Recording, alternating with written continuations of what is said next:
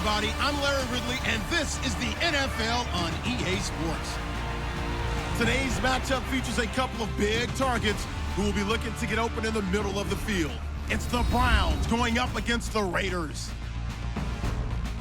With that, we'll get you out to Oakland. So we'll hand it over to our colleagues, Brandon Guyton and Charles Davis.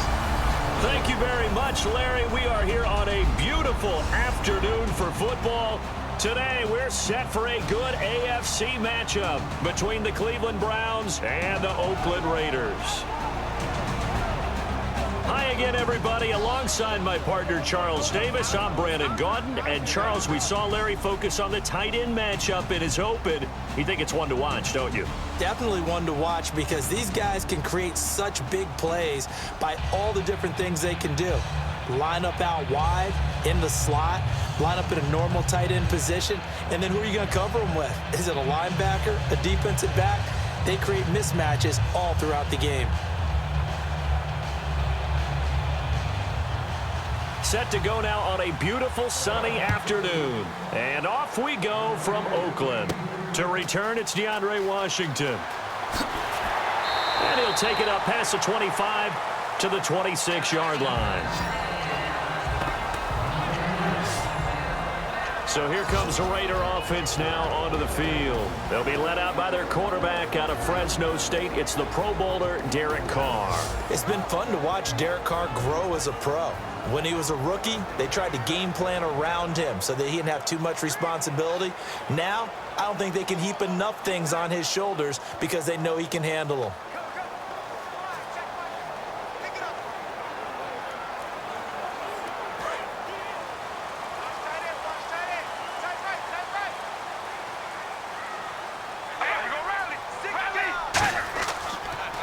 Now a first carry for Latavius Murray. And he powers his way up past the 30.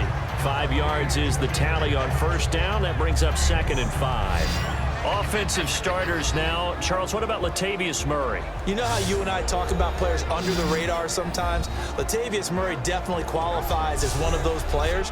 And then you look up, and he's pressing 1,000 yards every year.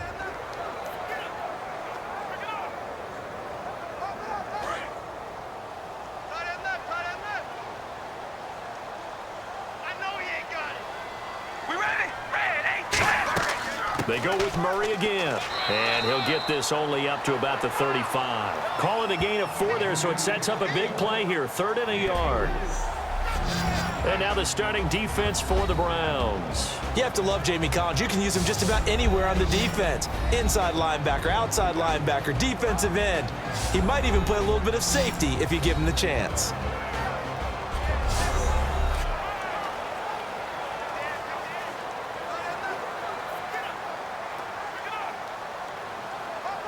And just play number 3 here on the opening drive, and it's an early 3rd and 1.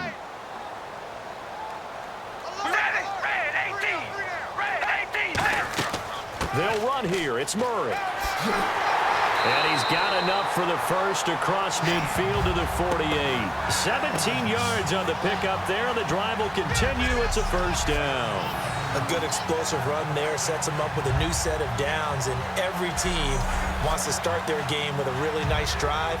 3 and out, no one wants to see that, and they were able to avoid it after that run. Here we go, here we go, here we go. We ready? Red 18, red 18. Carr now on first down. Here's Wolford over the middle. And he's brought down. It's a gain of 11 yards that time, and it produces a new set of downs. Well, coaches always talk about finding balance on offense. I don't think you get much more balance than this. Big-time run, big-time pass. A 1-2 combination. Looked pretty good. How about that? Let's see if they can continue to take that kind of a punch, though.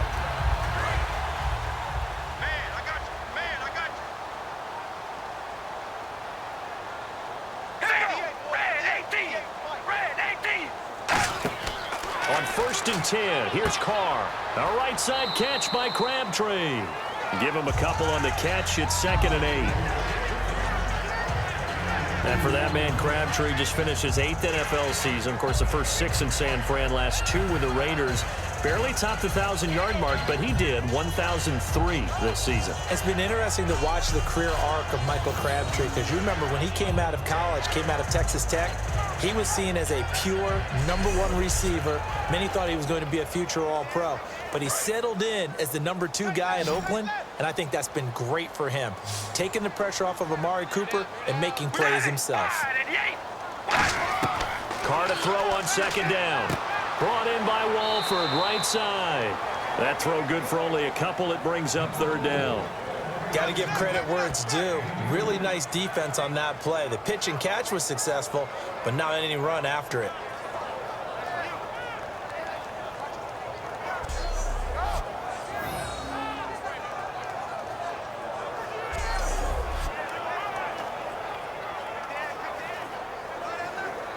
So third down now. They need the 27-yard line for a first. All right, here we go. Red 18. Red 18. Throwing his Carr on third down. He finds Roberts, complete. And he's able to get the first here as he's taken down at the 25. And the pocket's been protected pretty good here so far in the opening drive. We always talk about confidence in runners and catchers and quarterbacks. How about the protection detail? They're not allowing anyone near the guy throwing the football. Counting down toward the midway point in quarter one.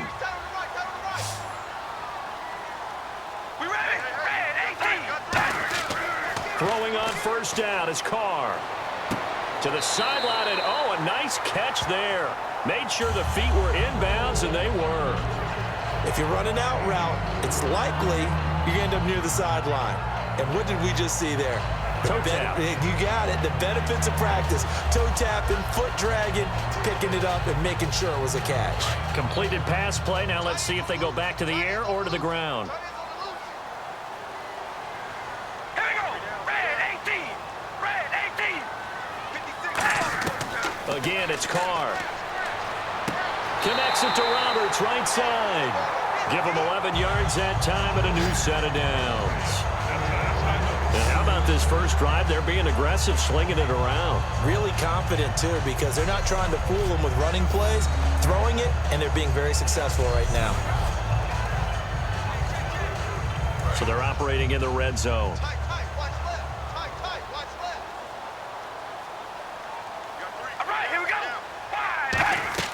On first down, Murray. And he'll take it into the end zone for a Raider touchdown.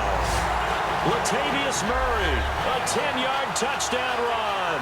And the Raiders drive right down the field and score on the opening drive. That's just a solid, methodical drive to start this game. And how about how it culminated? Doing exactly what they wanted to do, getting the ball downfield, and then running it into the end zone.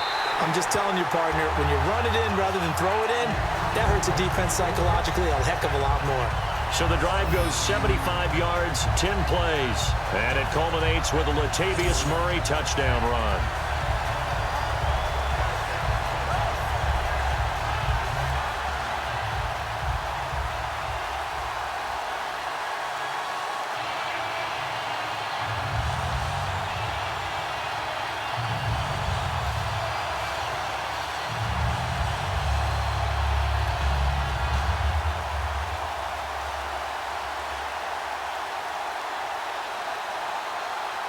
Now Janikowski following the score. He'll boot this one away.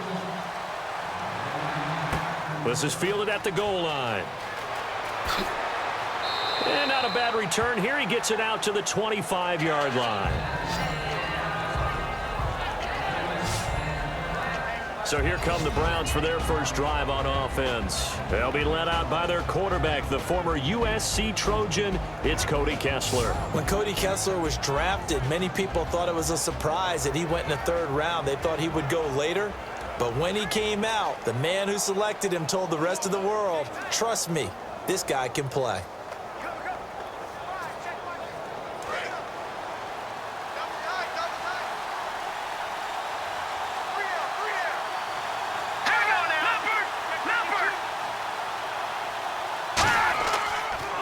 On the ground, this is Isaiah Crowell.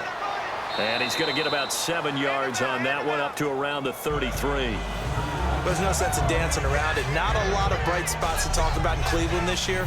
But I think Isaiah Crowell, the running back, he's a guy we got to keep an eye on in the future. Short of 1,000 yards, but it's hard for him to get enough carries to get there. Yeah, but he was healthy, started all 16 games. Coach Hugh Jackson, though, said it was his goal to get him to 1,000. You're right, though, just shy of that at 952.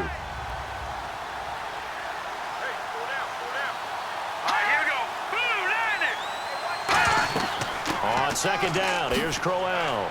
And he'll get it out near the 40 to the 39. It's a pickup of 6 and good enough to move the chains. Not too many more ideal situations in 2nd and 2 in order to try and pick up a first down. They ran it and picked it up. Let's go. Way to go, D. Way to go, D. So it'll be run.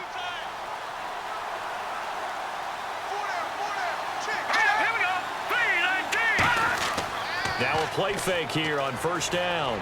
Going up top. And it pops free. The collision there jarred the ball loose and brings up second down. The starters for the Cleveland Browns. And let's discuss the tight end, Gary Barnidge. Sometimes he can get overlooked. I love how he emerged in 2015. We had a scouting report on him that said he was a good blocker, dependable receiver, but no stardom at all. Had a 1,000-yard season in 2015. No longer do we have those shackles on him at all. Gary Barnidge can play. Now it's Crowell. He'll get about 3 as he's brought down right around the 42. On the tackle that time, Bruce Irvin.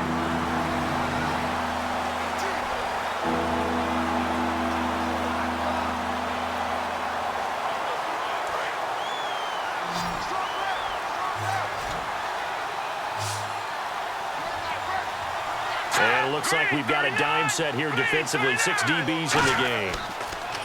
To throw is Kessler. And he dropped it. Now it was tipped.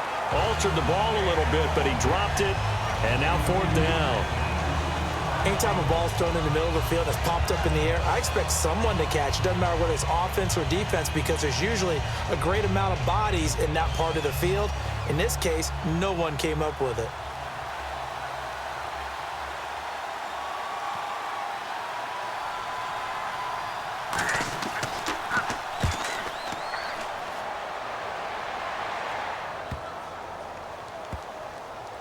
And a nice job here to down this one right on the 5-yard line.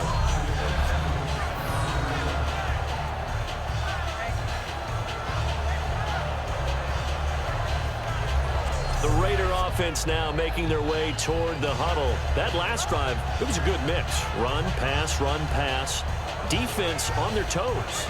And what really helps out in a big way is when you're doing the run-pass mix and everything's working, that means that they're guessing wrong every time on defense. They think you're going to pass when you run and vice versa. I would continue that, and when they finally draw a beat on you, maybe you mix it up a little bit, a little play action and throw the ball. And will they maintain that balance? Time to find out.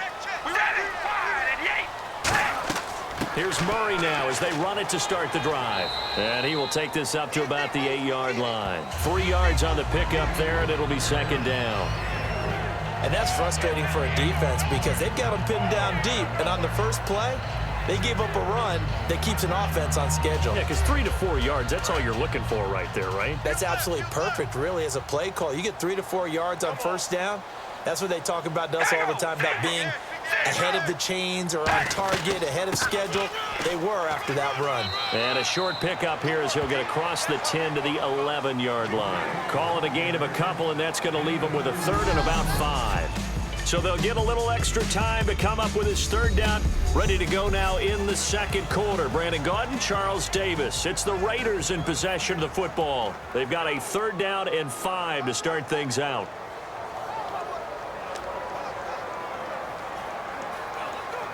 And the defense searches for one more stop here after the run on 2nd down. 3rd and 5, so they bring in an extra defensive back. An expecting pass.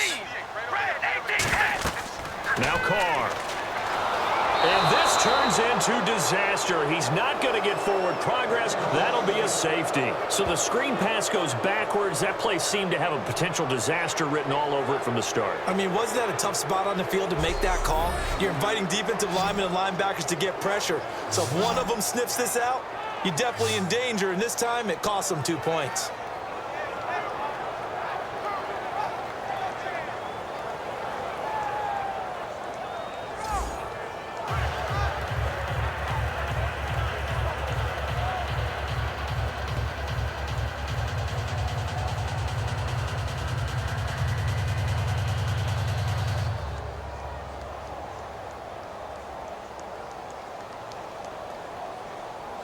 Now the free kick comes after the safety from the 20 as they bring the punter on to try and get some hang time here. He's going to field this at the 4.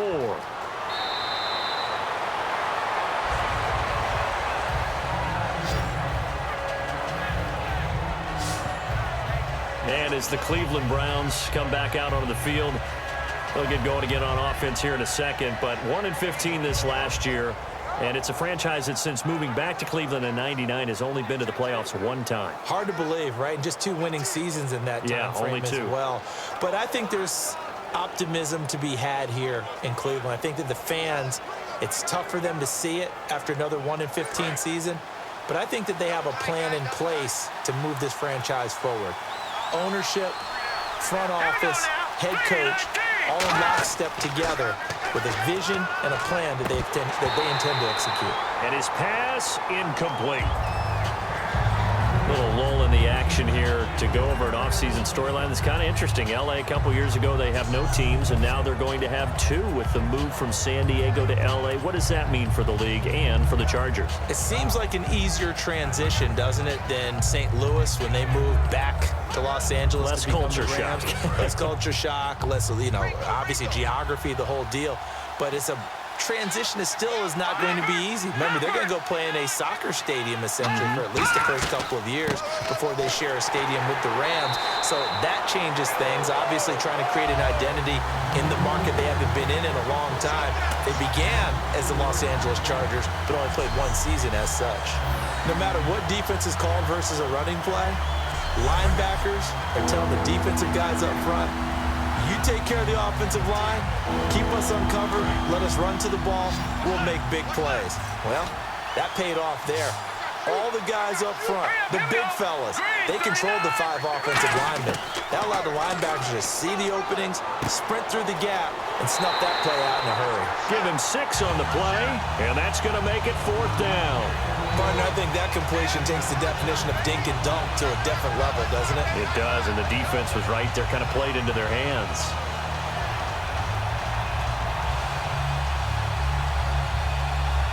Here's Britton Colquitt now. On for his second punt. He'd take a repeat of his first.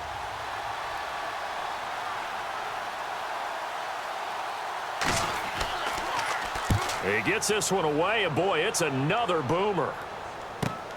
Carry on the return. A good return there, 17 yards, and the Raiders will take possession. We get a glance at the Browns defense as they file into position. And despite being down on the scoreboard, this unit, they've had some big-time hits. Sort of like us at practice the other day. I saw you take a running start at that blocking sled. You took it down. Bounced off like a rubber band. No, not at all, but you're exactly right. They are doing their job, but they want to add takeaways to it. You need to have more of those to go along with the big hits we're seeing. By the way, when I tried that and I bounced back, I noticed that you laughed with everyone else. You didn't try to get in my corner. No. Someone had just told me a joke on the other side. Right, I missed that. Right. Totally missed it. We ready? Red 18. Red 18. They begin the drive with a run by Murray. And some space here. And he's able to get it all the way down to the 20. A big run that time by Murray. 44 yards on the ground. So Murray shows off his speed and explosiveness. Latavius Murray was not a guy that people thought was going to be a big-time producer in the NFL. Boy, was everyone wrong. This is exactly what he does. Often, Latavius Murray knows how to get to the open field and pay it off. Last year, one of 7 guys to run for 1,000 yards, showing the ability to break off the long one. Murray, and he'll get forward for 3 down to the 16-yard line. Not a run that you're going to write home about, but still a good first down run. That's what an offense calls staying on schedule. 3 to 4 yards on first down, you're set up very well for the rest of the drive.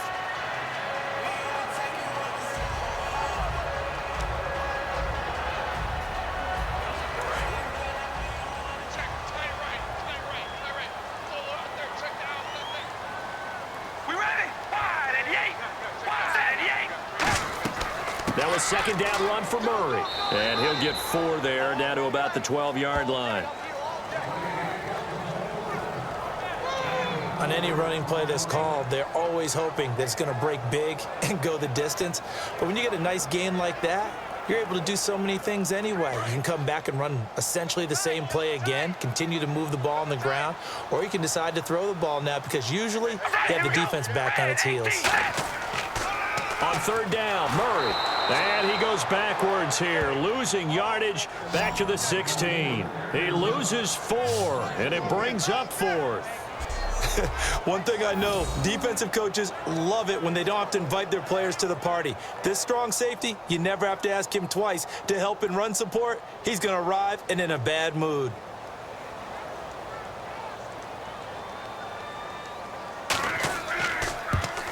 And Janikowski bangs it through, and that'll push the lead up to 8.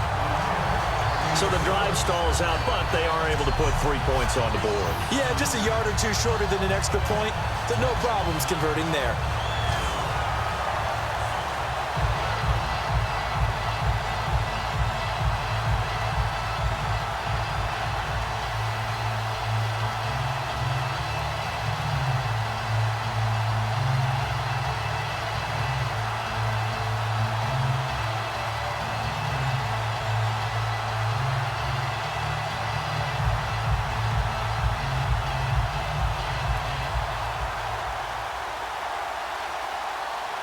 Now after the made field goal, here's Sebastian Janikowski to kick it away. To return, it's George Atkinson. And he'll take this up past the 20 and down at the 22-yard line. And here are the Browns now as the offense comes back out onto the field. And they're coming off a 3-and-out, my friend. I think they've got to look at that play sheet and go to a spot that they haven't gone before. Time to shake things up a little bit to try and get this offense moving. Okay, so how do you do that? How do you shake things up? You look at what you've called before, realize it hasn't worked so well. Go to something else. And maybe you try and find one of those special plays from one of your better players, and maybe try and hit something big and get things going in the excitement area.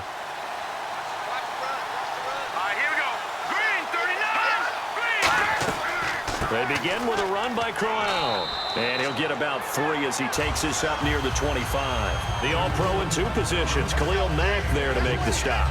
No, that wasn't an explosive run. That wasn't one that took it all the way to the house. But, boy, for a team that's had trouble running it the entire game, that's the kind of run they need, hopefully, to get themselves kick-started.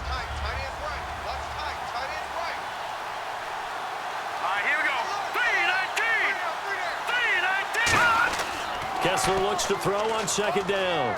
Surveying the field. He's got a man. It's Corey Coleman. And he'll be taken down, but not before he gets into enemy territory. And, boy, they had high praise for this rookie receiver when we asked the coaches about him, didn't they? They certainly did, and obviously they liked his measurables. Otherwise, they wouldn't have brought him onto the team. Height, weight, speed, all of that. But how about what they really said? Competitiveness. That's what they really liked about him. The way he goes after the football, competes for it, and decides when it's in the air, it's his and only his.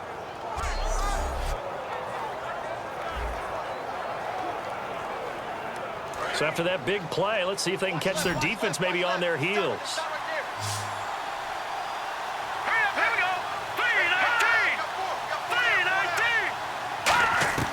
On first down, Kessler.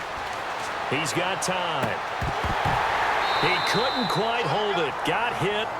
Ball pops out, incomplete. Timing's crucial in any route thrown, but when you throw an out, so many things are going through the mind of the receiver. Catching the ball, timing it up with the quarterback. Are my feet going to get down in bounds? On that play, all those things going through his head might have caused him to drop it.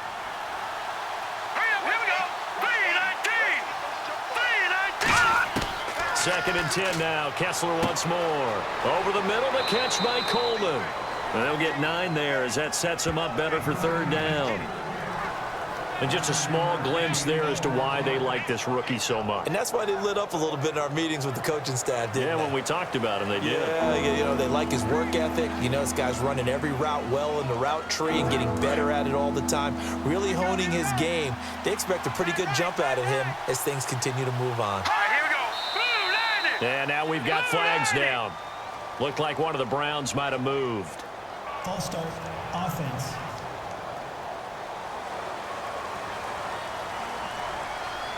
Still third down.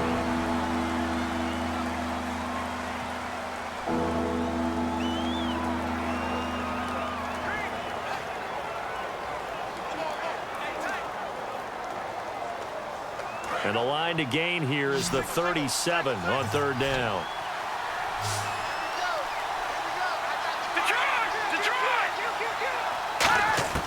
Throwing is Kessler on third down. Looking left side, he's got it, complete. Call it a gain of 7, and it gets him a new set of downs. 2 minutes remain here in the first half. We'll come back to Oakland after this.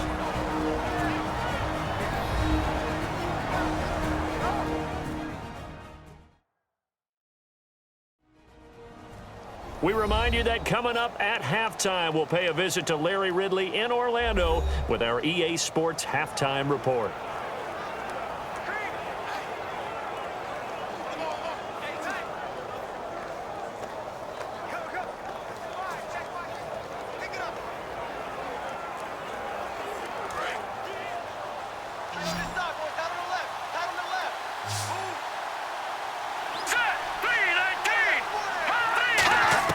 Kessler now on first down.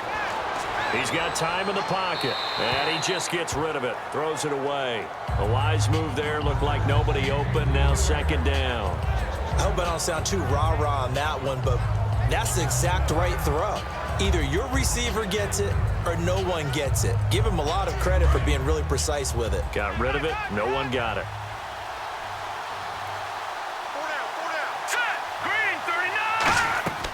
Second and 10. Here's Kessler again. A screen complete to Crowell.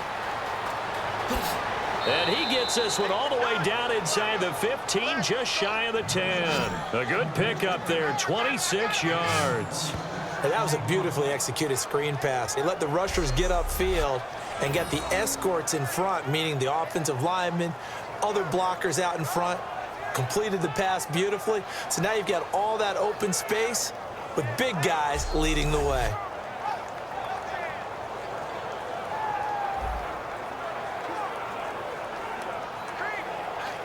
Offense walks to the line for play number 7 of the drive.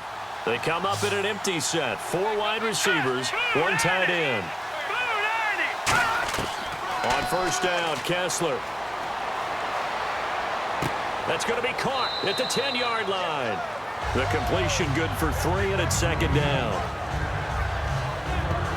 In recent years, the slot receivers really gained stature in the NFL because they can do so many things. Yes, they can line up wide like your normal wide receiver, but to have that kind of courage and toughness to run routes in the middle of the field and become dependable targets for their quarterbacks and move the sticks, those guys are worth their weight in gold. Now hold everything here. We're going to get a timeout by the offense. It's just their first, so they'll have 2 remaining here before we get to halftime.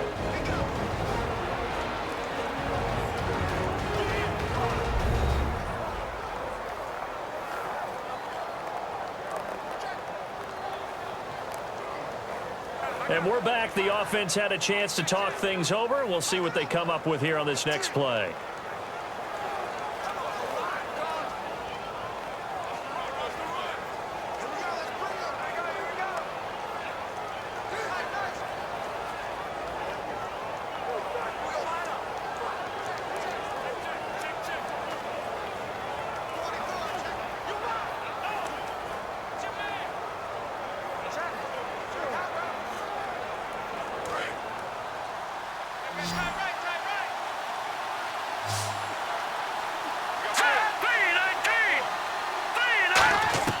Again, it's Kessler. Finding time. And he just chucked that one out of bounds, out of everyone's reach. Maybe a wise call not to take a sack in this part of the field. It brings up third down. It's a tried-and-true formula, and I don't think it'll change for as long as we play football. If someone's trying to throw the ball and you can put pressure on them and make it tough, that's only going to help your defense. Yeah, he's since being hurried. He got rid of it before taking the hit, but incomplete. On third down, Kessler.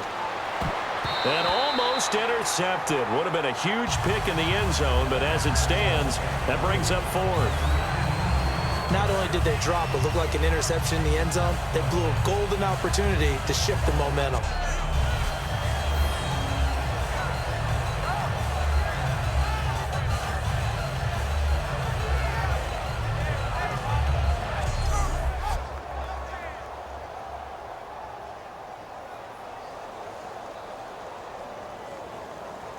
Now Cody Parkey out to try the field goal. From the left hash, a chip shot here.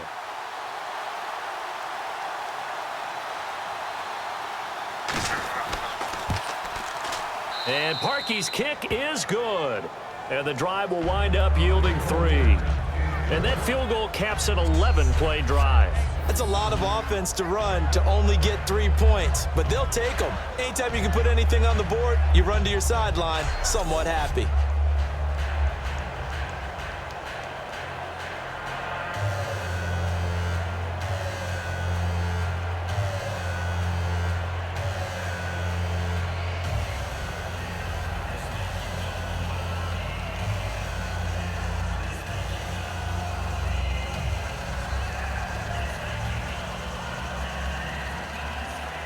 Parkey now following the made field goal to kick this one off.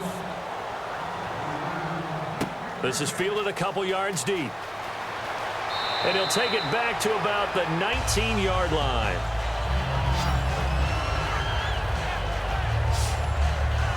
Now the Raiders offense, they get set to head back on the field. And we'll see how this is played. Offensively, they've got the lead. Not a whole lot of time left. What do you think, Charles? Well, it's tempting to try and add to your lead, but a mistake there, that can change things in a big way. I say go ahead, take the knee, get on out for the half.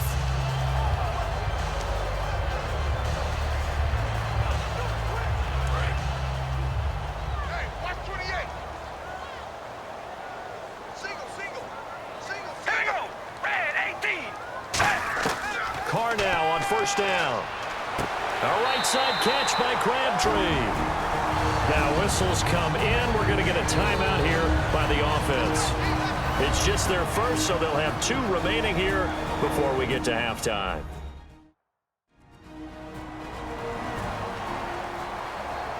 So the offense takes the timeout, and they are back out and ready to rock.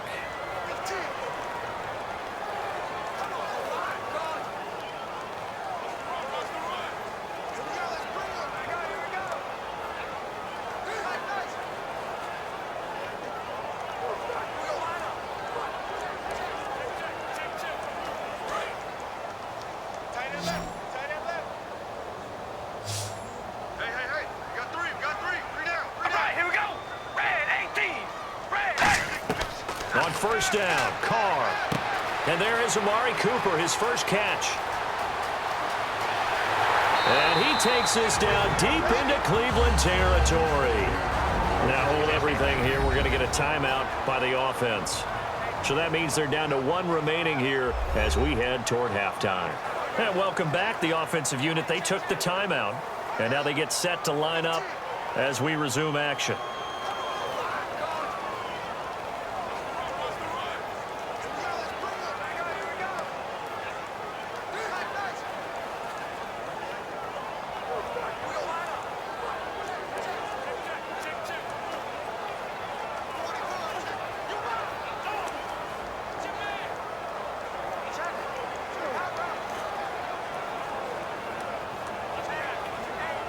So after that big gain, let's see what else the offense has up its sleeve. One receiver to the left is Cooper. Into the red zone, it's Carr. Brought in by Walford, right side. No gain there on the completion. 2nd and 10. Love the effort. Love the dramatics. Getting the feet down. How about a little step shuffle along the sideline there, almost like a great ballet dancer or a tap dancer. All for no gain, though? I was going to say, it's so pretty, and it gets you nothing.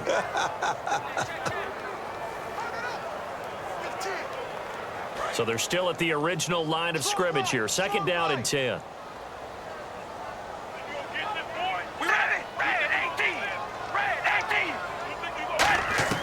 Carr to throw again.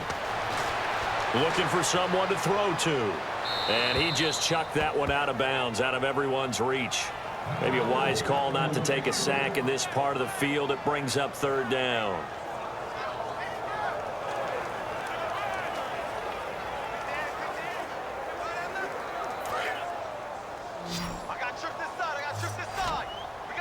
So here we go now. An extra defensive back in there on 3rd and 10.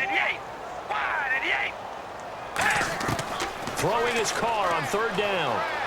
Now the pressure gets there, and he goes down just inside the 20 at the 19. Now whistles come in. We're going to get a timeout here by the offense. And with halftime on the horizon, they'll be out of timeouts from here forward. So the offensive unit called the TO, and now we are ready to resume play.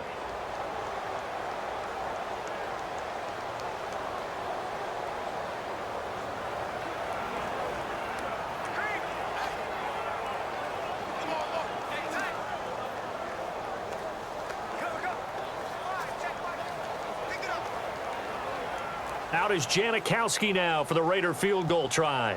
It'll be from the right hash, and it'll be a 36-yarder. And Janikowski bangs it through, and that'll push the lead up to 8. It's a little bit of time left here in the 2nd quarter, but they get the field goal near the end of the 1st half to expand that lead. Now, that's got to feel good, but they can't let up. Now on the kickoff, they've got to make sure they don't give up a big return or big yardage to set up the other team for one last chance to score themselves.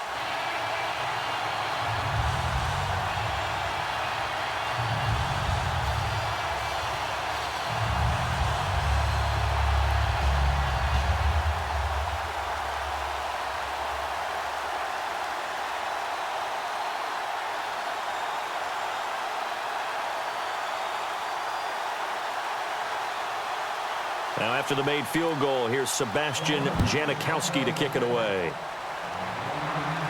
Now here's Johnson. And a pretty good return here. He'll be stopped just shy of the 25 at the 24-yard line.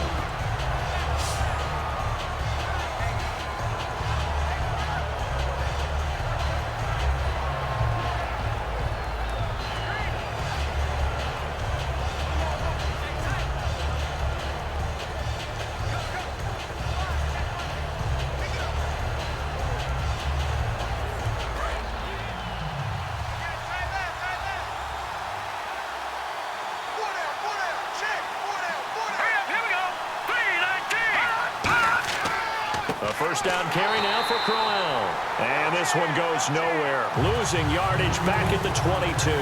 That's going to go as a loss of 2, and it'll be 2nd down. So we've reached halftime here in Oakland with the Raiders on top. As we send you cross-country to our EA Sports Studios in Orlando with our halftime report, here's Larry Ridley.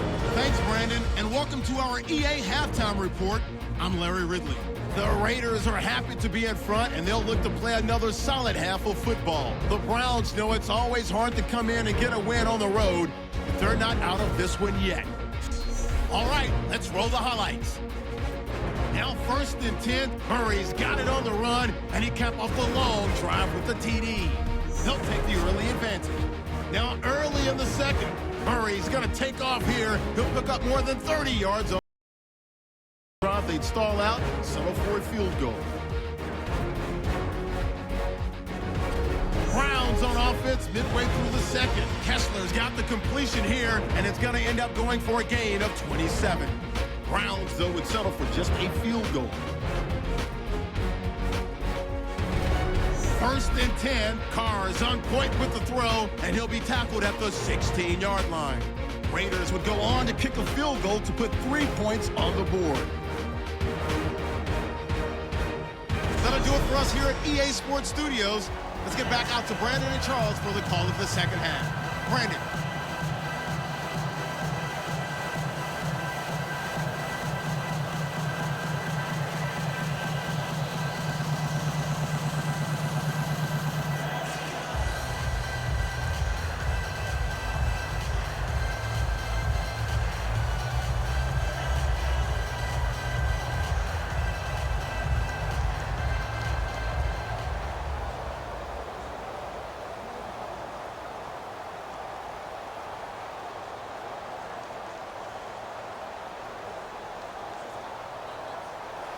So both teams have their marching orders, and we'll get going again here in quarter number 3.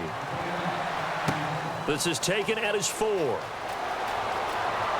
And he'll take this across the 25, couple extra yards up to the 27-yard line.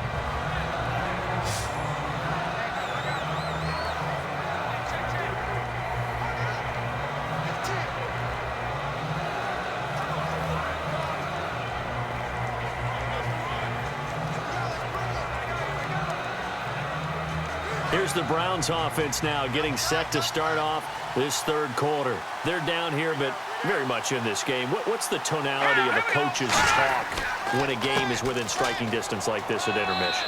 Typically, what they're doing is emphasizing the things that went well in the first half and wanting more of that. Sure, you've got to go over some of the errors and clean up some things because there's a reason you're down. But overall, I think they want to stay positive, stay up with this team. We're just starting the second half, and we've got the football. Let's go ahead and punch it in, and then we'll take it from there. See how that recipe works. They'll run it again with Crowell. And this time he's not going anywhere. They'll get him down right at the line of scrimmage. And they'll lose a yard that time, and that's going to lead to a third down. Partner, I think the easy thing now would be to just abandon the run and start throwing the football at all costs. But I've been in so many games where it doesn't work running the ball, and then something pops, and now you get something going. I'm not so sure to just abandon your game plan this early in the second half. And on the outside, they're playing press coverage. Defense thinking pass. They've got the nickel set out on 3rd and 6. They'll run it with Johnson. No gain there on the play, and that's going to leave them with a 4th down. Well, there was no blitz. That was just a draw play that, to be frank, didn't fool anybody. Did we hear the entire stadium screaming draw? Because it felt like everybody was all over that play, and the defense won that battle. Here's Britton Colquitt now as he's on to punt for Cleveland.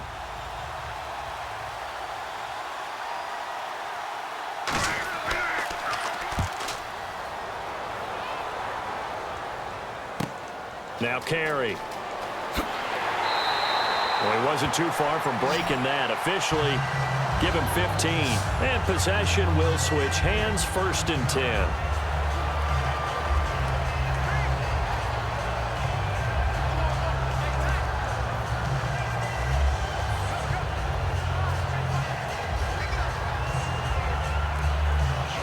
Now we take a glance at the offense as they work their way back out for their first possession of the second half. They were able to get the ball back here, didn't surrender any points. Now they'll look to add to that lead. Yeah, how about the boost the defense gave them? Going right out on the field, shutting them down, not giving up any points, and turning the ball back over. They want to do their part now and show them a little respect and some gratitude by scoring some points. And to get a little action. And that's exactly what you want on a first down run. Pick up 5 yards, bring up 2nd and 5. The defensive line, though, they've got to figure out a way to out-leverage the guys up front because the offensive line is winning at the point of attack. They come out 5 wide, 3 of them to the right side. Now Carr throwing on 2nd down. Roberts with it over the middle. It'll go as a gain of 6 that time, and it moves the chains as well. That was a nicely run slant route, and what the receiver's trying to do is make the defender think he's going upfield for a deeper route and then breaks it off, usually after about 3 to 4 steps, and cuts towards the middle of the field. And now what he's trying to do is use his body to keep the defender away from the football and give the quarterback a really nice target. Here we go. Red 18. Red 18. They'll run it now out of the gun. And he's going to bowl his way forward to the 48. A solid run on first down. Gain of 7 leaves him with a 2nd and 3. Boy, where would these guys be without his performance on the ground? That puts him over 100 yards now for the afternoon, and I tell you, he seems to be getting stronger as the day goes along. And after the play on the ground, that brings up 2nd down here.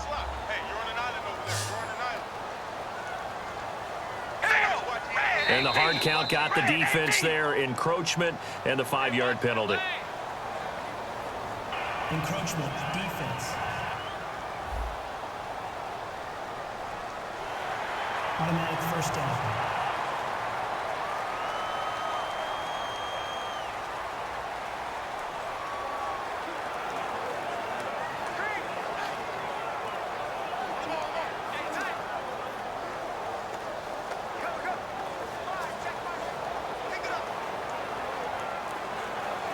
First down and 10 now for the offensive group. We got three. All right, here we go. Wide and yay. Right over there. Yeah. Mike, 58, right there. Following the penalty, it's Murray. And that play goes nowhere. Taken down, losing yardage at the 50, right at midfield. A loss of a full 3 yards, and now it's 2nd down. The evaluation process in today's NFL does not take into account as much bulk as it does speed, and that's what we're seeing with the linebacker position. Those guys that can run, they can play at any spot because they can make plays on the opposite side of the line of scrimmage. I got you, 88. I got you. We ready? Ready. Now Carr going to give it to Murray on the draw play. Give him 2 yards that time, and it's going to leave him with a 3rd and 11 situation. Well, that's not a run that's going to make any of the highlight tapes, but they've been moving it well all game on the ground. This is another one that keeps them moving forward. Will the defense dial up the pressure? Let's see. 3rd and 11. All right, here we go. Red 18. Working from the gun, it's Carr. Walford's got it. Complete. The completion good for only 6, and that'll bring up 4th.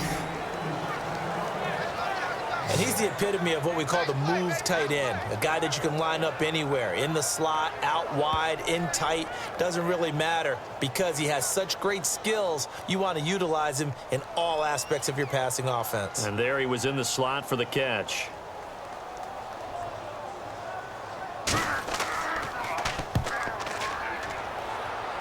And this will be out of bounds, and they spot it at the 15-yard line. Not too bad.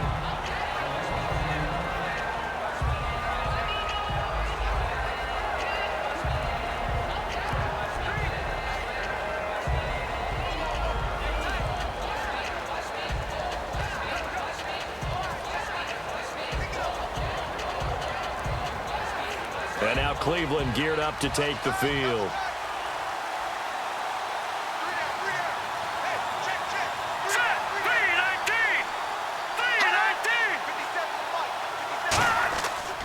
Here's a give to Crowell. Isaiah Crowell, he's all alone. He's at the 30. And all the way in. Touchdown, Cleveland. Isaiah Crowell, 85 yards. And the Browns move back within a couple of the lead. Massively increased his production in this game, and now he's over 100 yards. And break out your calculator, partner, because his yards per carry went up significantly, right? Big-time jaunt all the way to the end zone.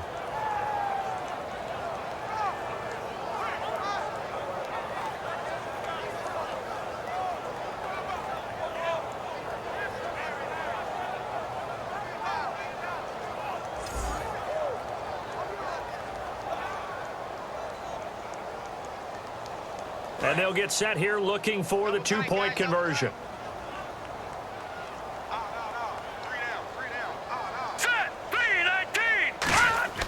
They'll look to throw. And now he's going to go down. A big sack, and they're unable to tie it. They made the decision to go for 2. They didn't get it. They remained down by 2 points. Should they have kicked it there?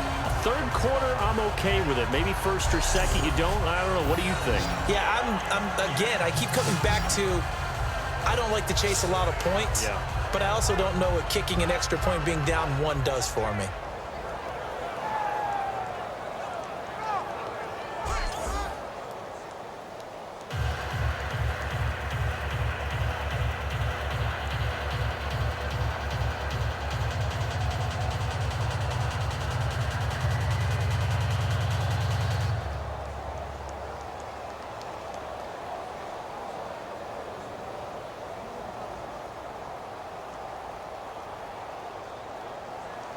Now after the score, it's Parkey on to kick it away. This will be taken in at the 1. And he's all the way up across the 40 and down at the 42-yard line. Great return. Latavius Murray getting set to go again. So after that hot start, the numbers here show the decline. What has the defense done adjustment-wise? Sometimes when you have a running back who's getting off to a hot start, you've got to catch him before he really gets going. So you change what you do across the defensive front. Instead of the linebackers being back a few yards, you bring them up closer. It's what we call mugging the line of scrimmage, taking away a lot of blocking angles and gaps and maybe stopping him before he can get going. Mugging the line of scrimmage, okay. Yeah, in this case.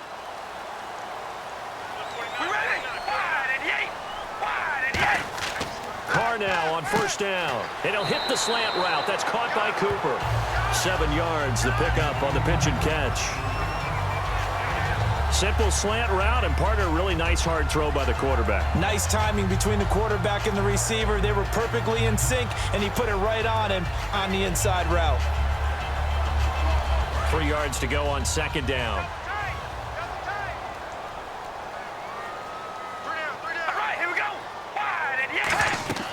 They'll run it now out of the gun.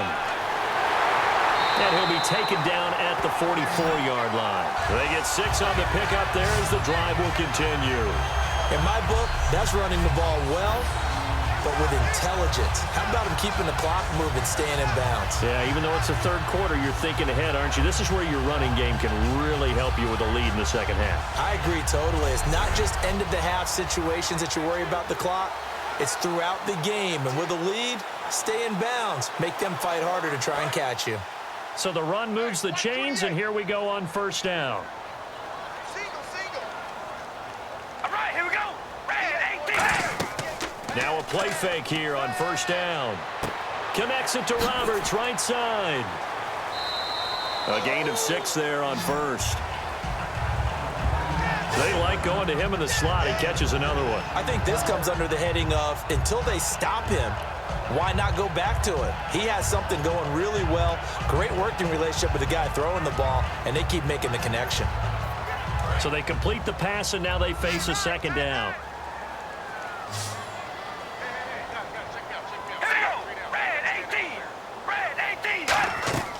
Carries piling up. It's Murray again. And he is going to lose yardage here. They'll wind up losing 3. And now it's third down.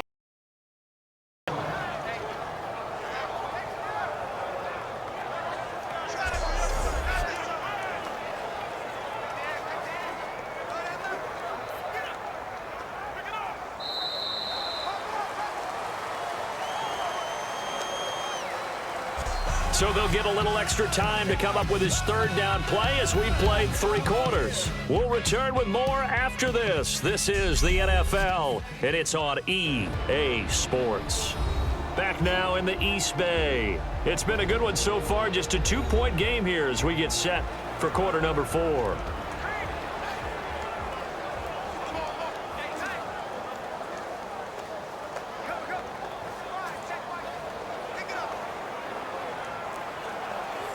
The first down line at the 34 here on third down.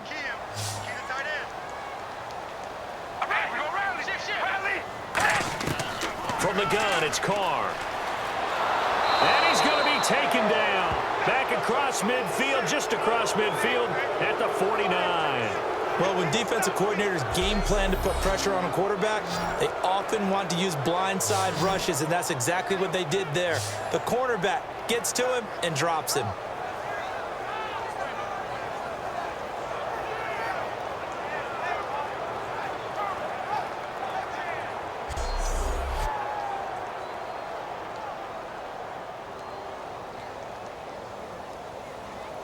Here's Marquette King now. He'll boot it away from about his 35.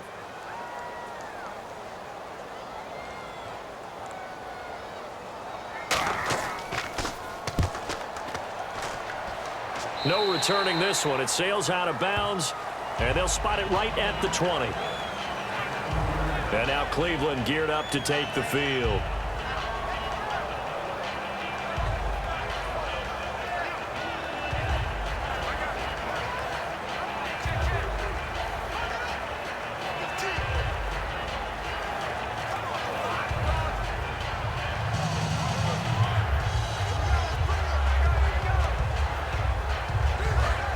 Looking to jam the receivers at the line here. Press coverage look defensively.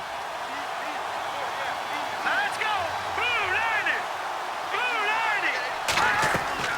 They'll run it now out of the gun. And he'll find some space up to about the 25. And give him 4 yards there. It'll be 2nd and 6. We always like to talk about defense in terms of levels. First level defensive line, second level linebackers, third level defensive backs. On that run, that was what we call a first level run, and it was stopped by a second level player. And they're 6 yards away from picking up the first here on 2nd down. All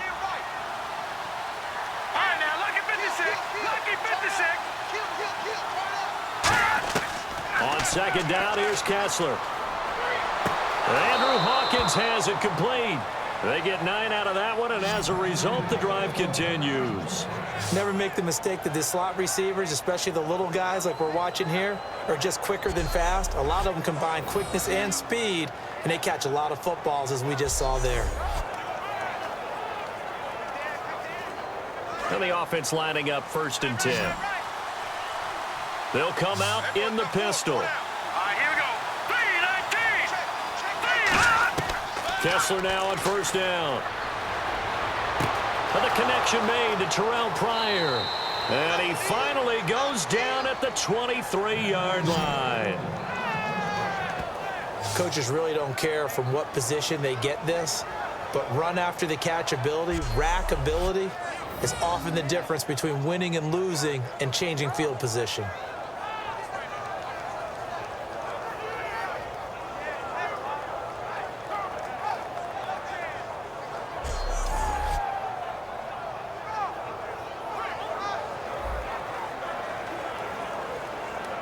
And now a 1st down following that long gain. Hey,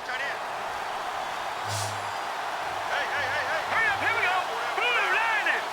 Blue landed. They go play action here on 1st down. Going for it all. Into a double team, and it's intercepted. Picked off by David Amerson. And a big turnover there as his guys will get the football back. Maybe he telegraphed it a little bit right there. You've got a cornerback knowing that he's going against a rookie quarterback. He stepped in and picked him. You think he had a great week of preparation, looking forward to this opportunity? And the second part of that is, when you're a young quarterback, you are going to stare down targets, but oftentimes your playbook hasn't expanded to give you full field reads as well. Makes it a little bit tougher for him. Now the Oakland offense heading back onto the field to take over. And a tight game after punting last time. See if they can get something going on this drive. As they head to the field now, with the game this close, you've got to feel there's a sense of urgency for them going on offense right now. But they have to do it without letting panic creep in and affect their play. We ready? Red 18, set, red 18, set. Carr turns, hands to Murray. And the window closes quickly. He'll only get up to the 22-yard line. 2 yards on the pickup there. It'll be 2nd and 8. And in this situation with a lead 4th quarter, they're liking keeping the ball on the ground, I'm sure. That's just smart football, but you know the defense has to know it as well. They've got to stop them here. So now we're going to see that loading the box in a big way. 6, 7, 8, 9, whatever it's going to take, puts a little bit more pressure on your big offensive line. Again, it's Murray. Murray fighting, lost the football. And his guys are going to take over at the 34-yard line. Well, partner, here's where team football gets tested a little bit, because I know the defensive guys were over there chilling on the sidelines, and all of a sudden, they heard the sudden change call because that fumble puts them right back on the field, and they've got to go out and finish the game now themselves. Absolutely. Nursing that slim lead here in the fourth, a costly turnover. And heading out for another drive, the Raiders defense. They've certainly got something to build off of. They had the interception last time out. And now they have to just make sure they're cognizant of not trying too hard for interceptions. Once you get one, it makes you a little more antsy to try and get another one. Now they got to be careful of double moves, different things like that against them. But they like the momentum that they've begun to build. And we'll see if they can keep that momentum going. Following the fumble recovery, it's Kessler. He's going to go up top again. Oh, he had 6 points in his hands there. Couldn't hang on. Second down. I'm not quite sure how he wasn't able to hold on to that one in the end zone. A great opportunity lost, but a lot of relief for the defensive guys. When they get into film next week, they're going to want to know what happened. Where was the breakdown that almost allowed a touchdown? Again, we'll see the pistol here. Second and 10. Here's Kessler again. And that's off the mark, incomplete. The tight end, Gary Barnage, the intended receiver. And it's third down.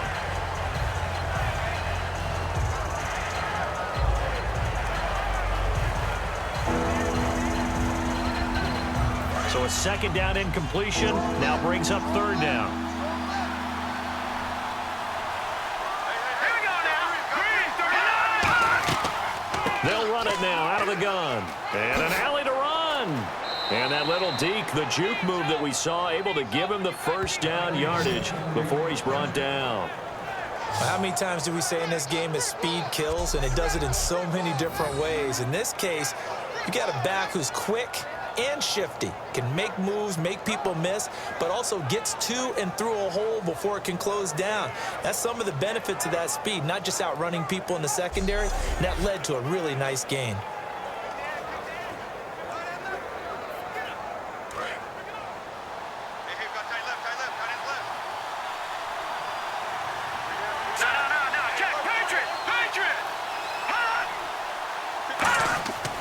They keep it on the ground. This time it's Crowell. Just a yard on the pickup there, and it'll bring up a 2nd and 9. Well, I think we know by now that every run is not going to be broken and get all the way to the end zone. But these short ones still have their value. You can still set up your play action and throw the football. You control the clock because you have the ball and they don't. And often the physicality sets the tempo for the game. Now Kessler on second down. Looking middle, and it's incomplete. He was looking for Terrell Pryor that time. And now it's third down.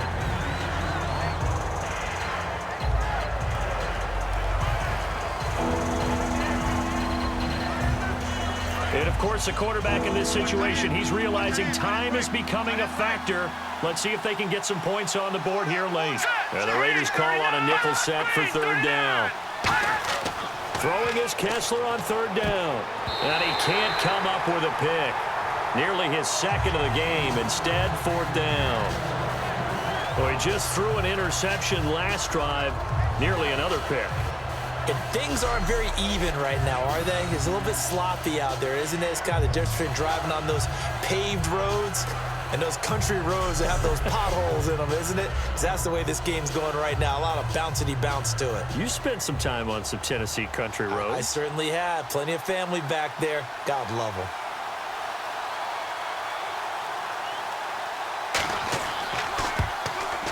And Parkey's kick is good.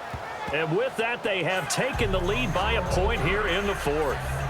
So the drive here ends with a field goal, and that does give them the lead, but this one is still a long ways from over. And you love to be able to look up at the scoreboard and see that you're out in front. But then you take one look across the field and see that offense is raring to come back out, and you think, I don't know that field goals are going to be enough to get us home.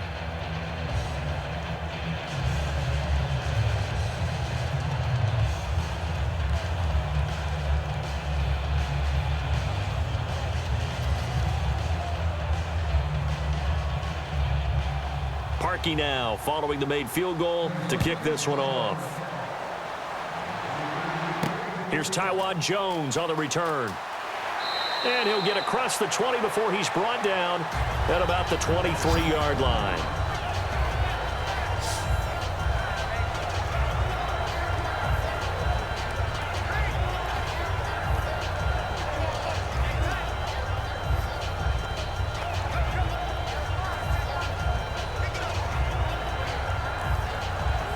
The Raiders offense now making their way back out onto the field. And last time they coughed it up, led to a field goal. They're fortunate that it only led to a field goal, but still, they're not happy about it. Could you sense the relief, though, when they only gave up the field goal? And they were able to trot back out on the field and start this drive. A little more pep in their step because they didn't cost their team a touchdown. But they know they've got to do it a lot better than they did on the last possession. The coach will just be relieved, though, if they recoup with a score here, right? I think the coach will be ecstatic to see them pick themselves back up and now take it downfield and punch in the end zone without turning it over.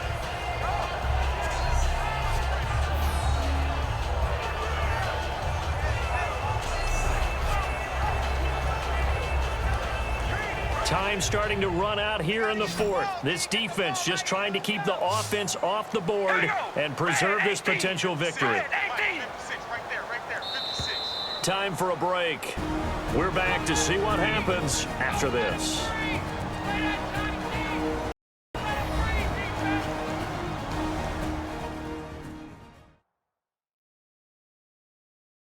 So it's Raider football as we get you reset.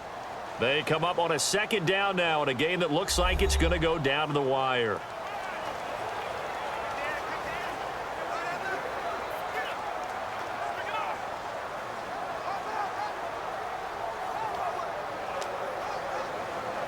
Seven yards to go on second down.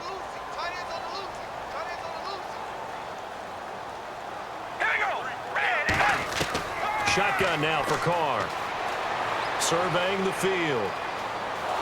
And he can't get a throw away. He's taken down. Danny Shelton in there to take him down, and the clock will roll. And the offense moving quickly to the line.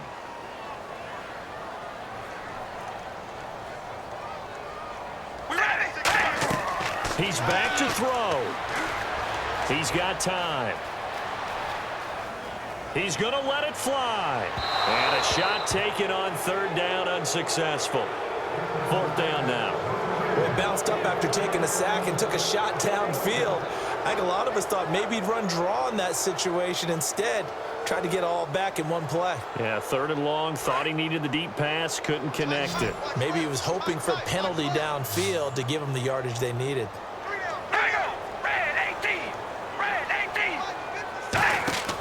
He'll look to throw. He's got time in the pocket. Now a desperation throw deep downfield. And that is incomplete. They had to go for it with such little time remaining. And now possession will go over inside the 15-yard line. So now it may look bleak, but this one not over. They do have all three timeouts. Even at this point on the field, where it looks like, you're really backed up, hold them to a field goal. That's the mantra right now. You hold them to a field goal, you still got a chance to take care of business on the other end. But you're right, the three timeouts are going to be key. How well they use them to preserve clock as well as stopping them, that's the key to giving them a chance to win.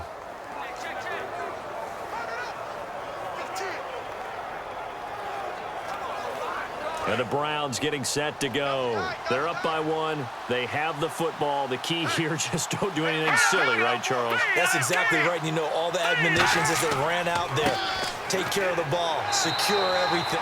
Now whistles, and the Raiders are going to signal for a timeout. It's just their first. They've got two more to use here in the final stages.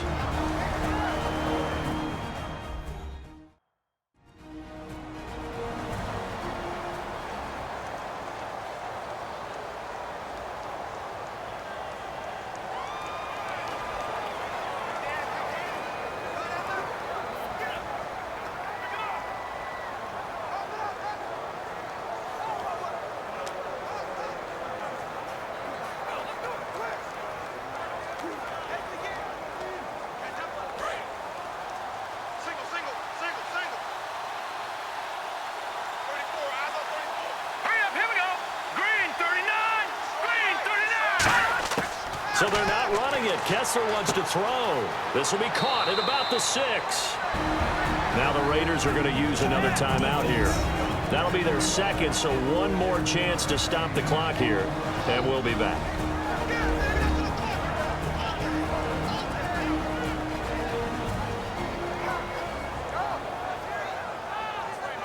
All right, so the timeout over and all 11 men back out onto the field for the defense.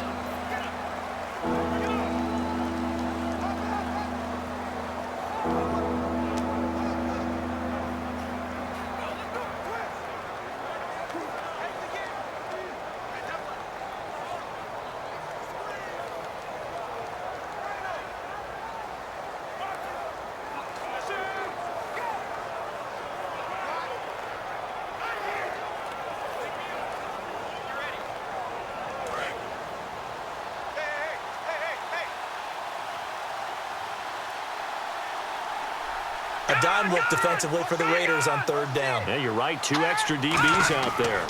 They'll try to run for him with Corral. And he will push his way forward down to about the 3-yard line. Now, hang on here. Timeout called by the defense. It'll be their third and final timeout, so as they talk things over, we'll step aside. So the defense had a chance to catch their breath, and now they're back out and ready.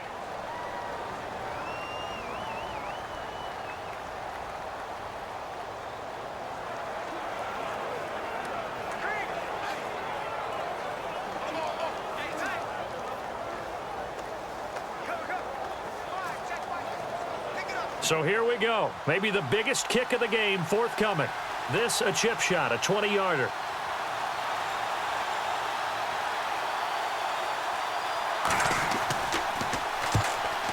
And Parkey's kick is good. And that'll move their lead up to 4 now.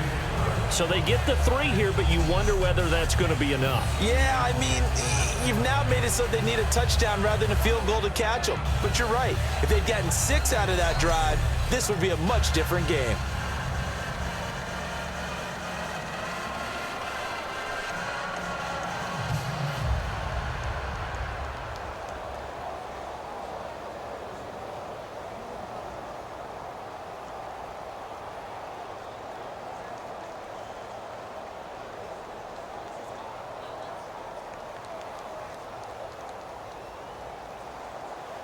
Parkey now following the made field goal to kick this one off. Fielded about a yard deep. And not a bad return here. He gets it out to the 25-yard line. The Browns defense getting ready. They've had a great game, but one final stop. That's what they're thinking about right now, aren't they? And I think they believe that it's almost in the bag because of how they've played all game long. Look at them out there, just confidence at every step. They've held them for most of the game. They think one more stop is almost inevitable. They're hoping so.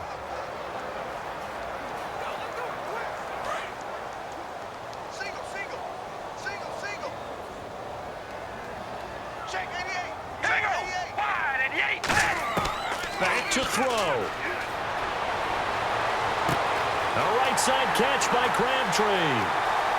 And he takes this down deep into Cleveland territory. Carr and Crabtree hooking up for a big one there. 63 yards. And quickly they get to the line. And the spike comes now with just under 40 ticks left.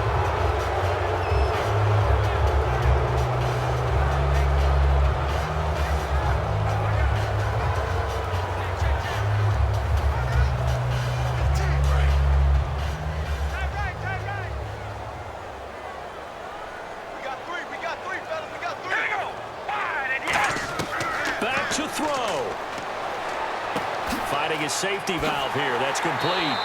And the stop will come inside the 5 at the 4. It's a gain of 9 yards. And that'll bring up a 3rd and 1. They'll look to throw. And that will be incomplete with the clock showing 18 seconds now to go. Now they've got to be a little frustrated here to not complete that on 3rd down after having such a long drive going. Now you're talking about going over 70 yards on the drive. Yeah, did you say a little frustrated? Very frustrated. Yeah, I'm with you on that. I'm very frustrated. There's no doubt about it. They thought they were going to have a chance to cash in the end zone. Now it looks like it's likely a field goal attempt. Now Carr, got to have this one. Finding time. And that will be incomplete with a clock down now to 13 seconds. And they're not able to convert on 4th down. Well, they were looking for a clutch play there on fourth, unable to come up with it. How about that defense, though, huh? How about that D? Yeah, momentum swing. And, you know, I remember playing how much fourth downs were emphasized, you know, because, as you said, it's a momentum play. It's also a big test for you. You know, if people are going to go for it on fourth down, they believe you're not up to the challenge. You want to show them differently.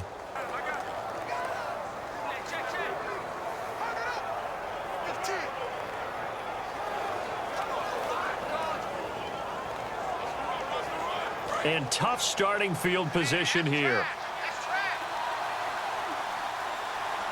They come up in an offset eye. Now a handoff to Crowell. And space opened up a bit. He's able to take this up past the 10. Just what you want on a first down run. Call it 8 yards. And it's 2nd and 2.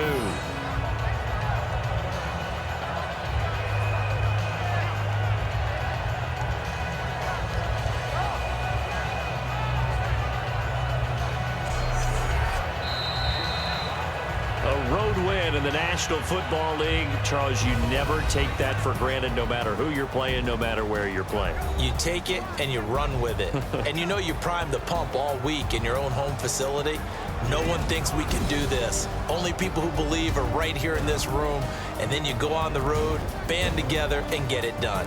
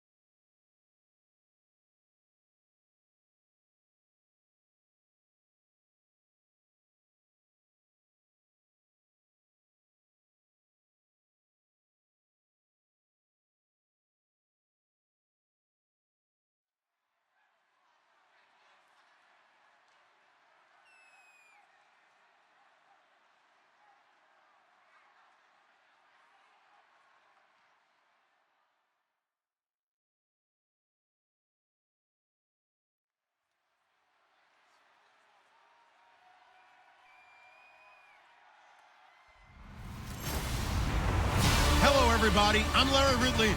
You're tuned in to the NFL on EA Sports. In today's game, we have a matchup with two elusive running backs. Both of them can make you miss. There will be a lot of plays on that field. It's LaShawn McCoy going up against DeMarco Murray.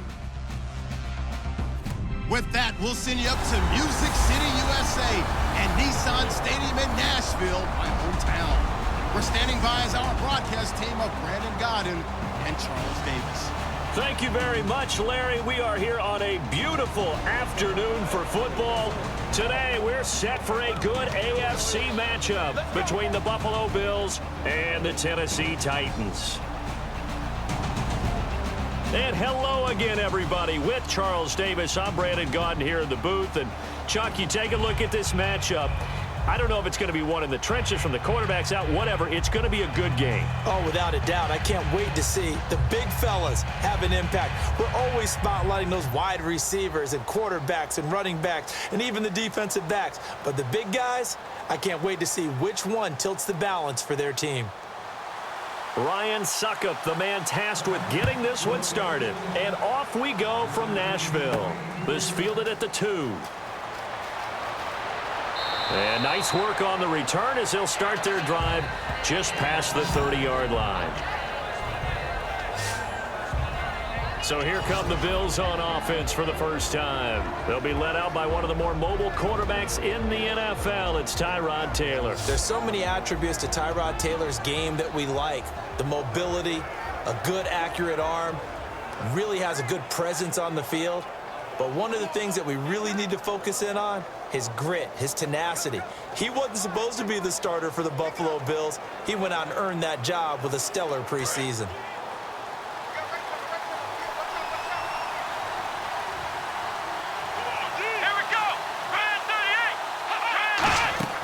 On first down, it's Taylor.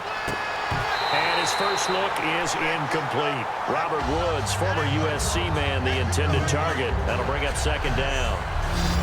All right, let's take a look at the offensive starters and the second-round pick out of USC. One to talk about, Robert Woods. I think a lot of people thought maybe he was ticketed for stardom coming out of USC. Has always been a great route runner, much more of a complimentary receiver, but they could utilize that in a big way and have him open up things in the middle.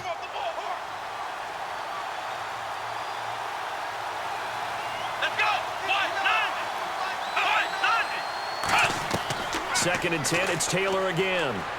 Surveying the field. And he's just going to get rid of this thing. To no one here. He throws it away. And now it's third. A look at the defensive starters for Tennessee. Jarrell Casey doesn't get the attention that he deserves, but he is an absolutely terrific defensive tackle. The best player on just about any team he would play on.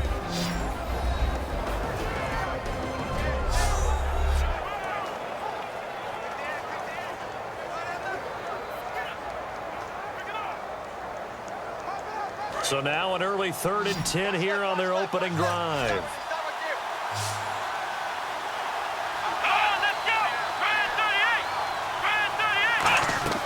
Out of the gun, it's Taylor. He's got time. And he's got his man. It's the tight end Clay. And he'll be taken down, but not before he gets into enemy territory. Cool under pressure right there, escaping the pocket and finding what I think was not his primary target. And some of these guys are just so comfortable getting outside of the pocket that they'll do it on purpose. It doesn't even need to be a breakdown.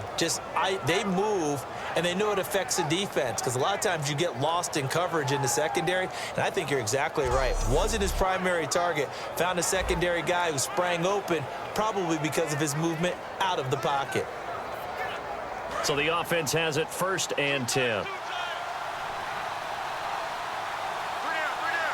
we go. Now the first carry for LaShawn McCoy. Trying to turn the corner, but he's going to be stopped right near the line of scrimmage. No gain on the play there. 2nd down. So nothing there, but maybe you blame that on the blocking. Yeah, at some point, you've got to win at the point of attack. And on that play, that was all the defense. They made it happen. And on 2nd and 10 now.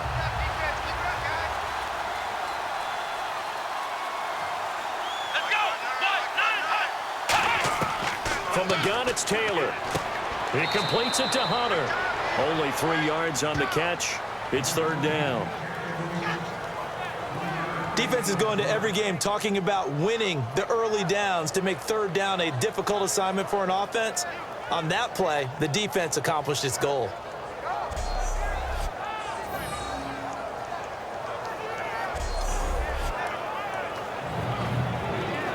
They'll need to get this to the 38. That's where the 1st down marker is here on 3rd. Let's go. Off the play fake. Here's Taylor. Looking deep downfield. That's caught inside the 20. They give him 27 yards on the 3rd down conversion. Brandon, in our meeting with the coaches prior to this game, we heard them talk about the opportunity for the deep pass. They've got a receiver who can sprint out wide. They wanted to make sure they had a chance to get it to him and loosen up the defense.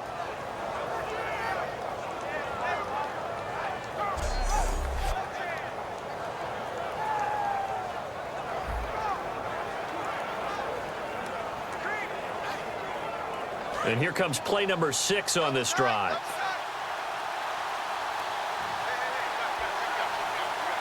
Here we go. Now a 1st down carry here for McCoy. And he'll take this one down near the 15. A gain of 3, 2nd down. For McCoy this year, 5th time in his 8-year career that he's topped the 1,000-yard mark. Charles, first time he's done it with the Bills, though, finished with 1,267. And he's the type of player that you can build around. And what I mean by that is as a runner, as a pass catcher, he does a little bit of everything, and he opens up the offense for everyone else around him, the complementary players. But he's a guy, heavy-duty ball carrier, and also get him in space, and he can break people down. And still about 3 yards shy of a first as the 4-yard pickup brings it to third down. But if you're going to have a relay race, you're probably going to pick your backs and receivers to run it, but don't underestimate the conditioning of the offensive line. They're out there just dictating things, staying on the field, and keeping a long drive going. Well, they brought in an extra defensive back here, so probably not expecting a run on 3rd and 3. A good call. Hey, defense, let's go. Pick it up. False start. Offense.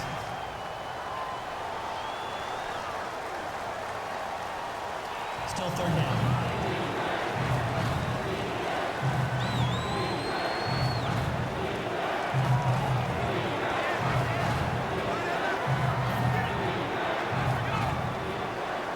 Eighth play of this opening drive coming up. This is 3rd down.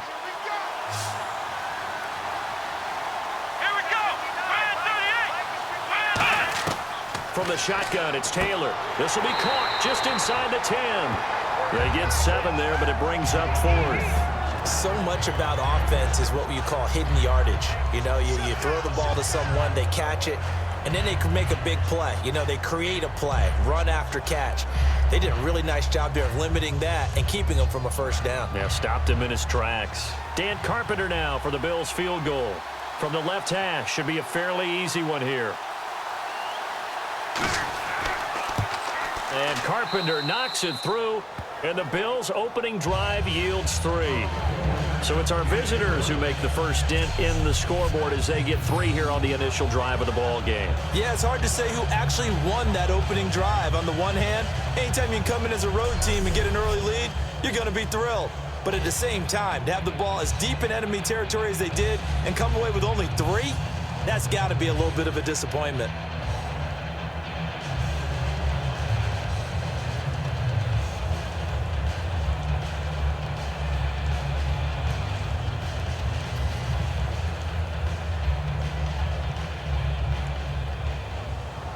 The kickoff team on the field now as they will send this one away. To return, this is Mark Mariani. And he'll take this across the 25, couple extra yards up to the 27-yard line. Holding. Receiving team. And that right there will set them back a bit on the offensive holding penalty. And you know who you want to pressure after a penalty like that? The guy who just committed the foul. You want to see if he's going to keep his head down or if he's going to get his head right back into the game. I'd send a blitz at him right away and see if he holds up.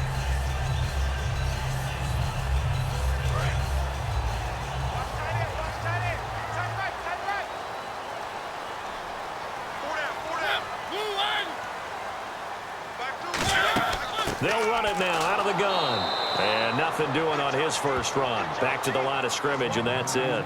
No gain on the play. It'll be 2nd down. Big boys down there in the trenches and a nice play to stop them cold. Nothing there. Yeah, when you talk about big boys, you're talking about those defensive tackles, those nose tackles. They're not just big, they're immense. And what a big-time play there.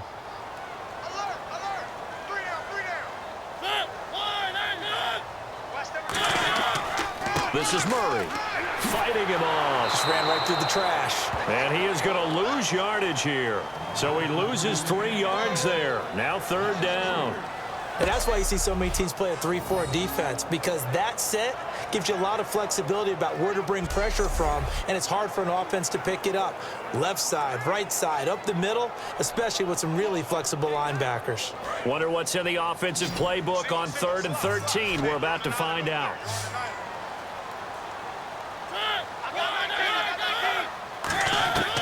3rd and long here for Mariota. And he takes a shot on the release as this will be incomplete. One of his main targets, Delaney Walker, the intended receiver. Now 4th down. Oh, man, that was close. The opportunity to change momentum, big play, right in his hands, unable to come down with it. A sigh of relief, no doubt, on offense that fell harmlessly to the ground.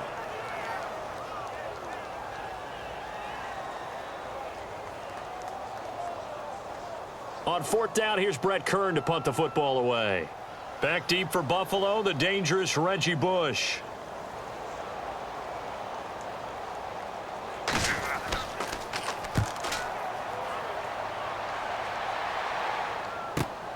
taken at about the 36. It's a net of 40 there, a punt of 48, and a return of 8. And the Bills will take over the football with a 1st and 10.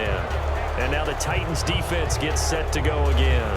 And they did well down near the goal line last time, forcing him to settle for a short field goal. And in today's day and age, settling for a field goal of that distance is amazing. You can get 3 points now, where it's going to give you only 1 point for the extra point, which would be a little bit longer. But they have to feel fantastic about only giving up 3 in that situation. It could have been so much worse. Yeah, it could have. Now can they carry that over?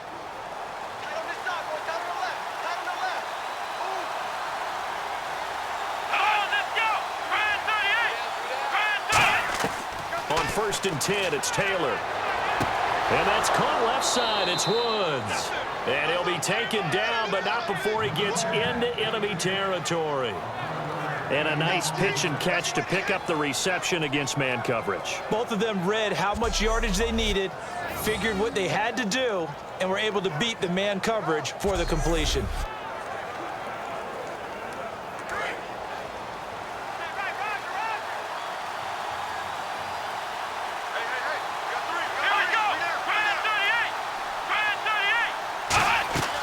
They'll run it now out of the gun. Trying to find a lane, but instead he'll get back to the line of scrimmage and no more. It's a loss of a yard there, and now 2nd down. Brandon, that play ended so fast. It to the runner, and the tackler was there right away for a loss of yardage.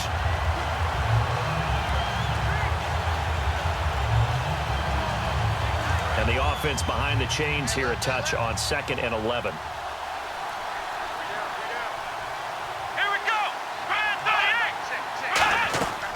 Now Taylor with a draw to McCoy. And they will stop him after a fairly minimal pickup. Give him 2 on that run, and they're still left looking at a 3rd and about 9 to go. I do know from experience that when you slow down someone's running game, you're now doing the dictating on defense. And guess what? Now you're getting ready to tee off on their quarterback because they have to throw it all the time. But you still have to be alert for the draws and other plays of that nature to make sure you don't get hurt. And now on 3rd down, they'll need to get it to the 36 to pick up the 1st. They go play action now. Taylor. He's got time in the pocket. Going for the deep ball. And he knocks the ball away, and it falls incomplete. That's a bold strike right there, taking it downfield and putting some air on it. But how about the coverage? Able to get his hands across the receiver and bat the ball down.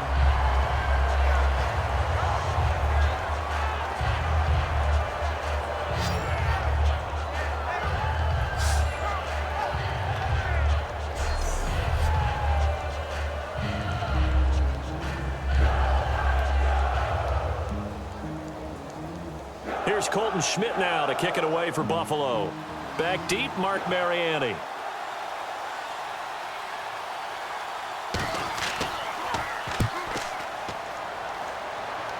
And now where will the side judge stop his walk? That's the question. He says it crossed out of bounds at about the 17-yard line. Offensively, the Titans take the field. Marcus Mariota, he and the Titans 9-7 this year, Charles, just outside of that playoff picture. 3,426 yards on the season before breaking his leg in Week 16 for Mariota. Head coach Mike Mularkey has believed in him right from the word go and worked really hard with management to surround him with the right type of players and structure and offense for him to be successful. And they did that. DeMarco Murray running it with Derrick Henry as a backup.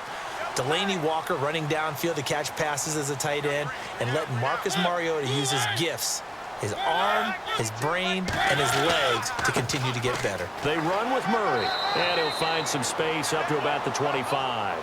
7 yards on the pickup there, and it'll leave him with a 2nd and 3. It may sound trite to a lot of people, but when you have a team that actually does believe in you, it really helps your overall play. DeMarco Murray found exactly that in Tennessee with the Titans. Because he didn't really have, you're alluding to him not having that in Philadelphia? Yeah, without a doubt. I mean, look, he started as the guy there. By the end of the season, he was no longer that guy. The offense didn't seem to fit for him, but it fit perfectly in Tennessee as he led a big-time attack, 3rd in the league in rushing. Yeah, finishing just shy of 1,300 yards, 12 total touchdowns as well.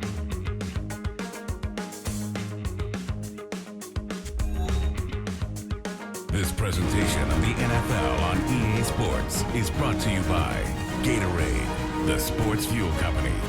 With the former Volunteer Charles Davis, I'm Brandon Gaudin. It's the Titans with a football here to begin quarter number 2. They're looking at a second and short yardage to start things out.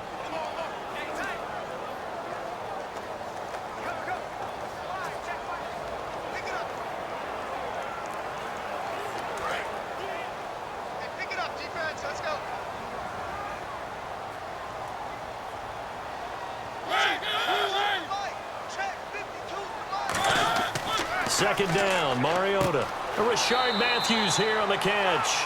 8 yards on the pickup there, and it moves the sticks. Brandon, believe it or not, the first time I saw Rashard Matthews play was a practice session at the University of Nevada in preseason when he was there. And I remember I couldn't take my eyes off of watching him practice because I had not seen that young man before. And I thought, boy, he can be a special player. And I think he's turning into one in Tennessee. Yeah, and Miami never was really the go-to option. But last year, let's see, 945 yards, 65 catches, 9 touchdowns, all easily career highs. Began the season really as the number 2 or number 3 receiver in Tennessee. And before halfway through the year, he'd become the number 1 option for Marcus Mariota. And there's a run to be happy with. Good, solid yardage. He'll take that anytime you hand the ball to a back. See if they stay on the ground for second down.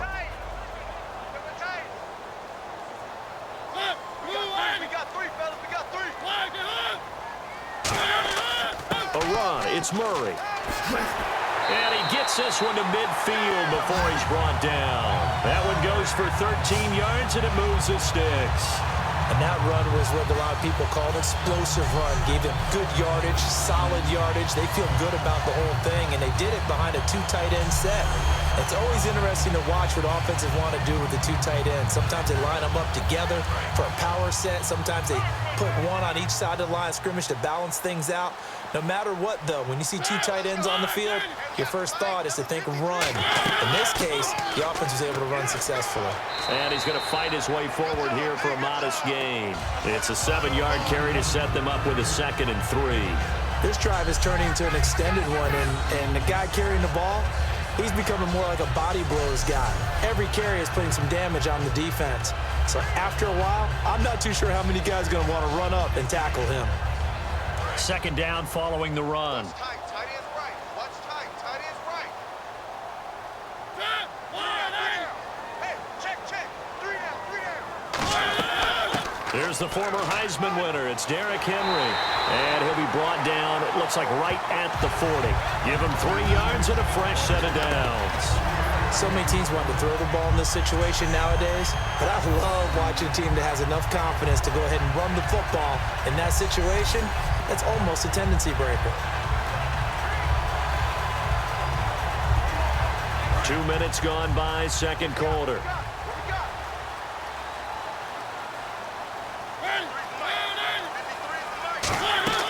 They keep it with Henry on first down. And he is going to lose yardage here. That's going to go as a loss of a yard, and it'll be second down. Partner, we're into the second quarter, and I guess you can kind of look at it both ways. The offense, they've got to figure out what they're going to do because they haven't scored any points. But if you're the defense, you're feeling great about what you got going on. The only concern you have, if you get to the half, what adjustments will the offense make to try to defeat you?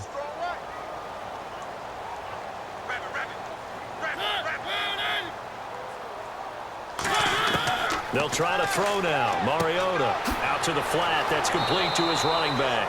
And he got blown up. Losing yardage on the play back at the 44.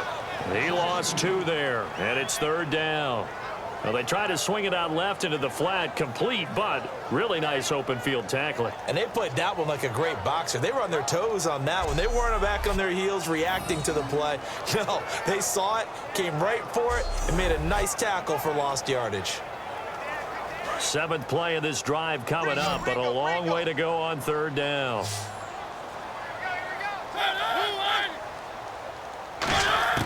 Mariota from the gun on third down. The hook up here to Harry Douglas. They get 7 there, but it brings up 4th. One hallmark of good defenses is understanding the game, understanding positioning, and tackling immediately in the secondary after catches. I think we just saw that on display right there. Got to him before he ever had a chance to think about turning it upfield. So on 4th down, here's the Tennessee field goal unit led by Ryan Succop. This from 54 yards away. And that is no good. He hit it well from distance, but he couldn't work it back in. And this score will stay right where it is. Well, this winds up an empty possession. Everything looked okay. He just never got the ball on target. And knowing him, he'll be disappointed with that effort. And the Bills getting set to go. They've got the lead. Last time had to punt it, though. What's the key to this drive? I think it's leverage. Leverage. Big guys up front. You know the motivational speech on the sideline is, guys, give us an opportunity. Protect the passer, create space for our runners, and let's go ahead and get these guys. Low man wins. Let's go do it on this drive. We'll watch that leverage on this drive.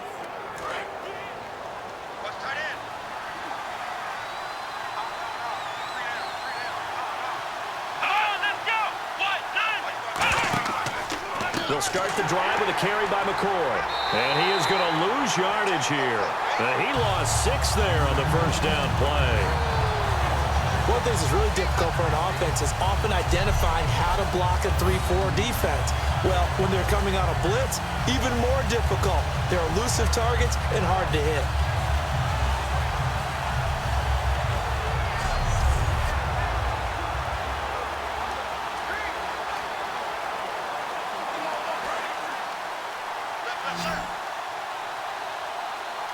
It's a 5-receiver set. 3 to the left, 2 to the right.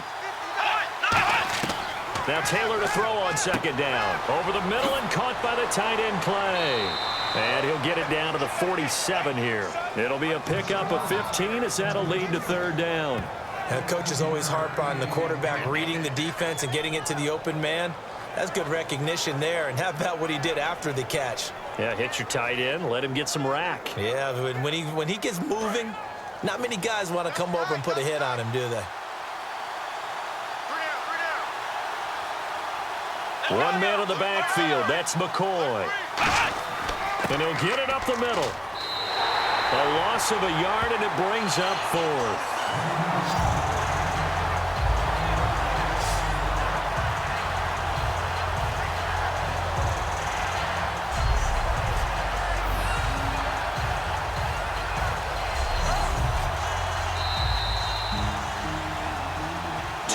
To go here in the first half. Back to Tennessee after this.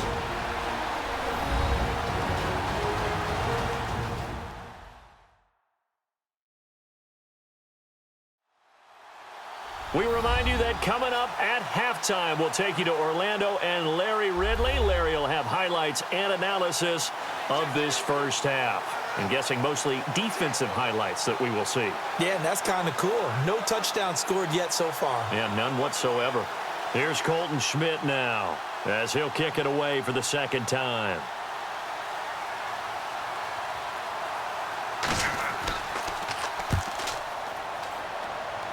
And this one will not be returnable as it sails out of bounds. The Titan offense now working their way back onto the field. Last time out, they had that long 50-plus yard field goal that they missed. And I'm sure on their sideline, they're thinking to themselves, okay, do we still want to try one if we're in that position again? And I would dare say that the answer would be yes. They're going to have a lot of confidence in their kicker. But just to be on the safe side, I'm sure they told their offensive guys, can we get a little bit closer this time? Yeah, get a little closer. Yeah, well, you know, I'd rather get in the end zone first and foremost. But if all else fails, less of a field goal attempt for him. They'll come out in the pistol.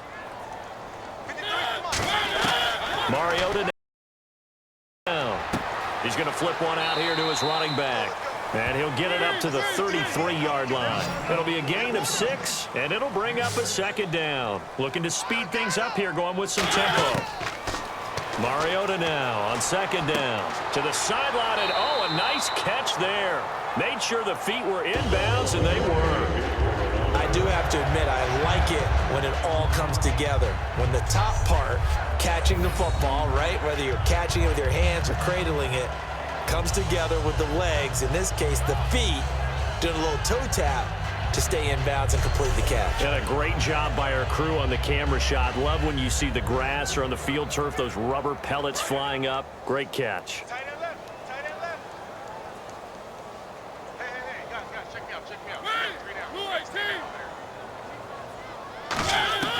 First down, Mariota. Oh, the ball comes out on complete. He was looking for DeMarco Murray out of the backfield. Let's look ahead for a quick minute. We don't have the schedules yet for next year, but what we do have are the 5 international games that will be played, 4 in London and then 1 again in Mexico, Jacksonville, Baltimore, Miami, New Orleans, Cleveland, Minnesota, Rams, and Arizona. Those in London, and then Mexico's going to get a great game.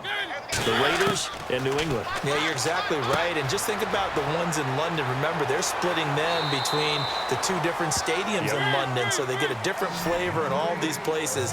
But Mexico, for the 2nd straight year, the Raiders are coming to town. That should be a whole lot of fun. Should be a ton of fun and a very good matchup. Mariota, and that is incomplete. So many offenses want to include their running backs into their passing offense and be able to swing the ball out or check it down to them. But sometimes those guys are just not as comfortable catching the ball as they are running it.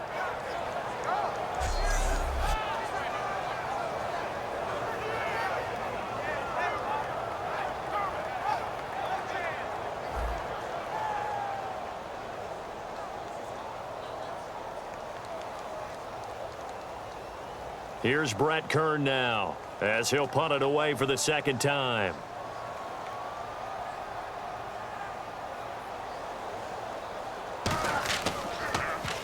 This is away and a very good kick angled for the sidelines. And no return possible here as they angle this one out of bounds.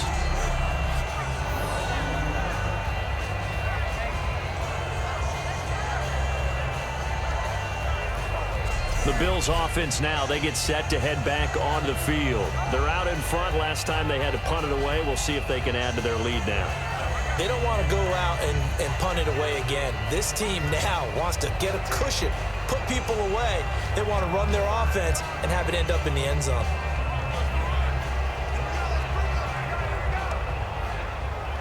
Very tough spot here for the offense to start. They come out here in the eye. They'll start on the ground with McCoy. And he's able to get this across the 10 before being taken down. Now hold everything here. We're going to get a timeout by the offense. It's just their first, so they'll have 2 remaining here before we get to halftime. So the offense took the timeout. Looks like they're ready to go as we get set to resume the action.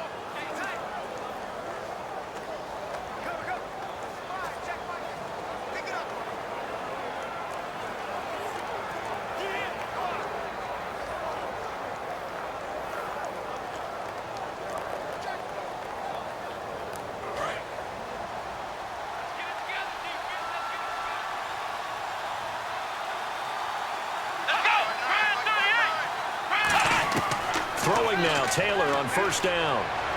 And an incomplete pass. That'll stop the clock here with just under a minute to play in half number 1. CD, wanted to get your thoughts just on the landscape of the offseason for each of these teams. Super Bowl in the rearview mirror, but so much going on. People look at the draft a lot, but there's a lot more that goes into the offseason for these front offices, is there not? It certainly is, and even before we get to the draft, you start with the combine, that's held in Indianapolis every year. You have about 350 of the top prospects coming together to get their physicals and interviews and on-field performance, and all that will get evaluated along with their game tape. And then you've got the free agents, all right? That starts, I believe, in early March, where now the free agents can start moving around to different teams. So your team's starting to take a little bit of shape there, free agency, because then the draft's coming up. You're trying to put your team together with new draft picks, have everyone start to move in one direction. And then you have the OTAs and minicamps. We get to see them on the field for the first time. And we start to get a better idea of how these teams are going to look when the fall begins. And the Titans going to signal for a timeout defensively. It's just their first, so they'll have 2 remaining here before we get to halftime.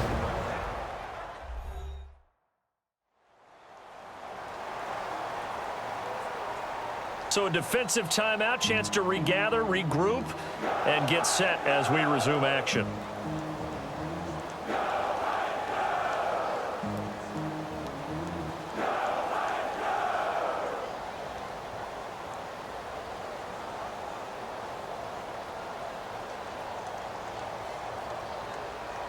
Here's Colton Schmidt now, standing just outside his own goal line.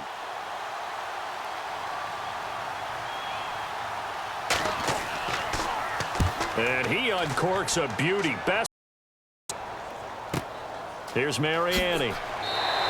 We'll call that a punt of 54 yards. Well struck. And it'll be Titan football. The Titans offense now, they get set to head back out here. And they'll be looking to avoid what happened last time, which is punting the football. But when you look at how teams play the game, that complementary football comes into play. How do I take care of my defense? How do I take care of my offense? Well, the defense is taking care of them in a lot of ways. Now it's time for the offense to jump things up and help their defense out. Give them a little bit of rest. Yeah, it's time for them to give them a rest. You took the words right out of my mouth.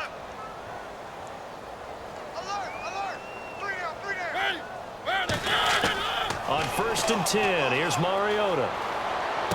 Throwing for his running back, and he's got him complete. And he showed some fancy footwork on the juke, but then quickly taken down. Now whistles come in. We're going to get a timeout here by the offense. So that means they're down to 1 remaining here as we head toward halftime. And we are back here. I'm Brandon Gaudin alongside Charles Davis. So the offense takes a timeout, and now we're set to get going.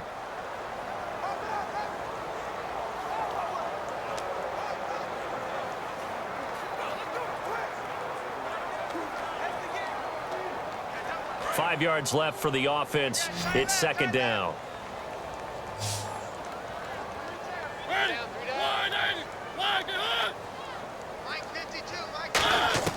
Now a 2nd down throw for Mariota. The catch is made by Kendall Wright. And he's able to get this one out closer to midfield across the 45. Now that's the way you run offense. Understanding your clock situation. Excellent job getting to the sideline and getting out of bounds. That's the way to conserve time.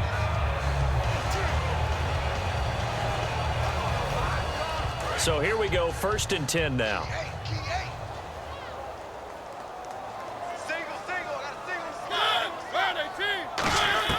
Mariota on 1st down. Looking left sideline, incomplete. Kendall Wright, the intended target. And now it's 2nd down.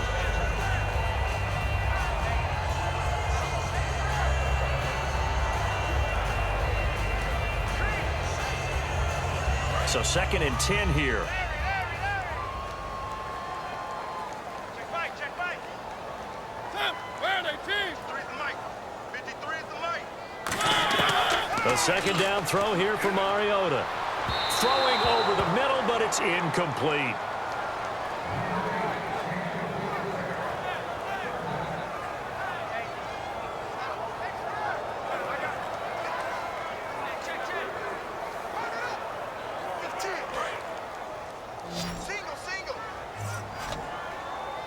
Extra DB on the field for the Bills here on 3rd down. Well, maybe thinking pass. On 3rd down, Mariota. And that is, I think he caught it. He did, but they'll say out of bounds. It'll be incomplete. Well, they've had a pretty frustrating first half here offensively, and that just continued there with that incompletion. Yeah, definitely frustrating for them, but heartening for the other guys. Those stop troops, they're enjoying things right now because they've made it very difficult for them throughout the half.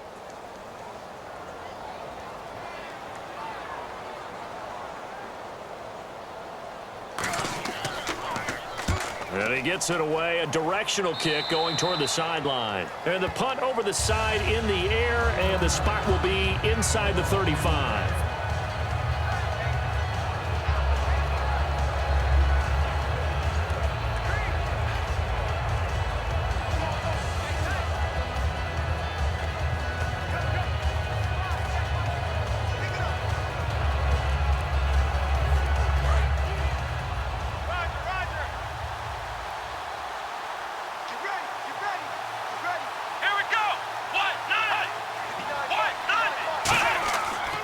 Taylor with a give to McCoy. And he'll get this only up to about the 35. It's a pickup of 4, and it'll bring up second down. So we've reached halftime. All we have to show for the first half, a lone field goal. 3-0 our score. As we'll send you down to Orlando, where Larry Ridley has our EA Sports Halftime Report. Larry? Thanks, Brandon, and welcome to the EA Halftime Report. Let's take a look back at the first half. Both the Titans and the Bills haven't figured out yet how they're going to move the ball through the air. The defenses on both sides have kept points. It'll be interesting to see if they can keep that up. Here we go. Let's do this. Here's your first half highlights. Third down from the 45. The catch is made after a quick pass, and it's going to end up going for a gain of 27. Bills settle for 3 points on the drive. So that'll do it for us in Orlando for the second half kickoff. Let's get back up to Nashville as we rejoin Brandon and Charles.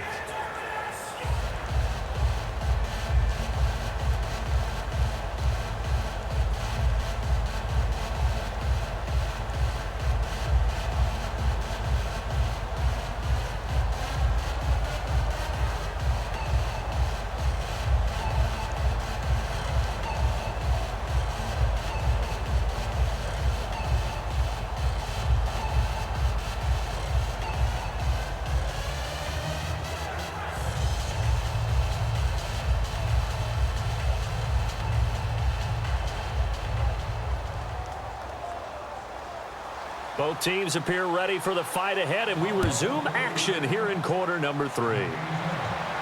Here's Mariani. And not a bad return here. He gets it out to the 25-yard line. And here comes Tennessee as they get set to take the field. They're close game, but they're going to need to do a little bit better probably here in half 2, no? I would agree with that totally. I would guess it in the locker room. They talked about cleaning up some of the errors, but overall, I think they wanted to be positive with them. Guys, we're right there. Just not playing as well as we need to. Let's pick it up, and we still have a chance to win this game. Yeah, they do. We'll see if they can pick it up.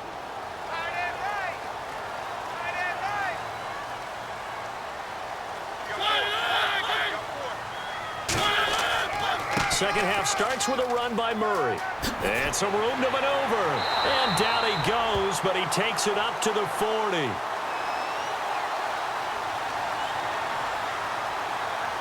Illegal block in the back. Offense.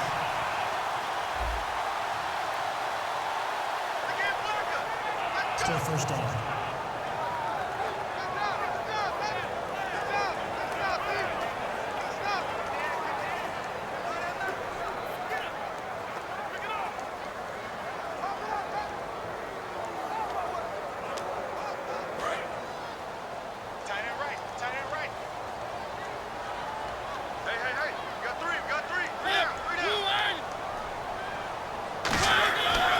Here's Murray. And he'll get this up only to about the 33.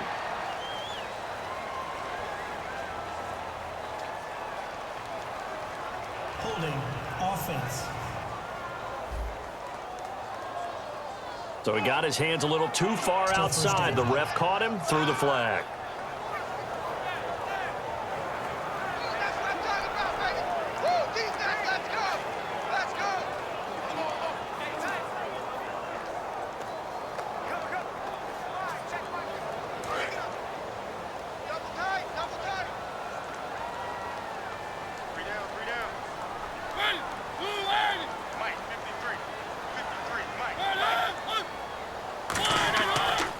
Toss to Murray. Oh, he's got a little daylight. And he'll work his way across the 30 to the 32. That one good for 10 yards. And that'll make it second down. That's a good, strong run there. While it won't pick up a first down, it was definitely something needed by that offense. A positive run. They got a good push by their guys up front. Maybe something they can build on as this game continues. So the offense readies for a 2nd and 4.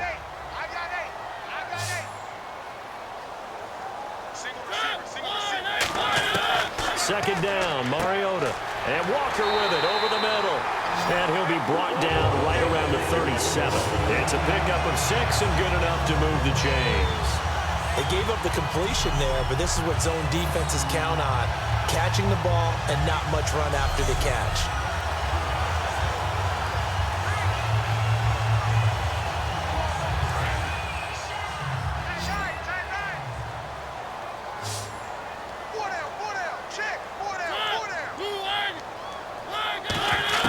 Mariota now to throw on first down. He dumps it off for Henry. They give him 13 yards there on the play and a fresh set of downs. So many times you hear today's NFL described as a space game. Get your best players into space with the football in their hands. That's why sometimes you just swing it out to your runner, get him out in the flat, and let him have a chance to make people miss an open field.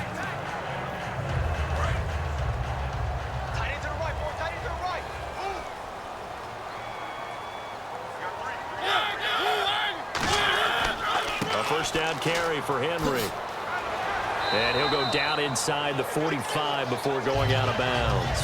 A good run there on first down, and it'll leave him with a 2nd and 2. Some runs are blocked so well, you almost forget that someone has to carry the ball to gain the yardage. The leverage by the offensive line to create space up front, really well done.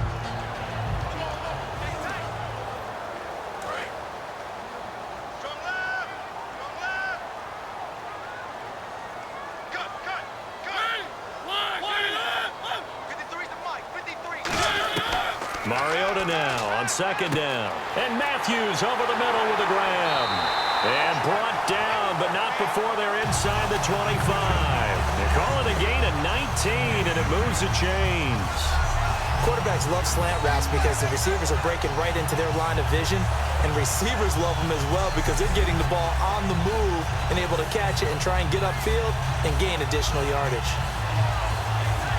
Fresh set of downs here.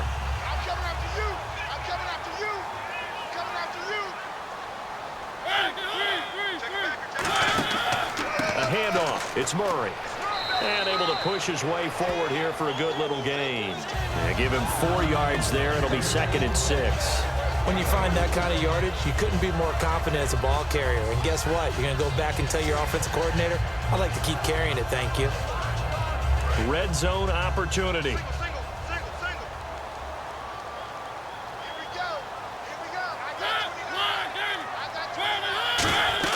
Now a 2nd down throw for Mariota. Now they set up the screen. That's complete. And he maybe makes it back to the line of scrimmage. That's it. They'll lose a yard, and it brings up 3rd. Time to give a little credit here. That was an excellent read by the guys on the defensive side of the ball. Oh, you're crediting your defense. Got to credit them on that one because they tried to fool them, right? Tried to trick them. Ran a screen, and they went to it and smothered it for a loss of yardage. 7th play of the drive upcoming here on 3rd and 6.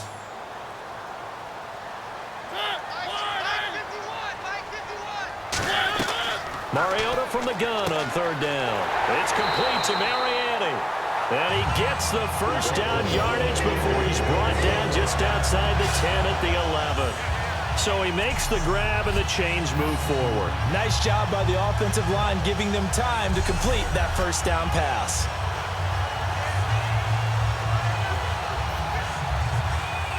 And the 8th play on this drive coming up.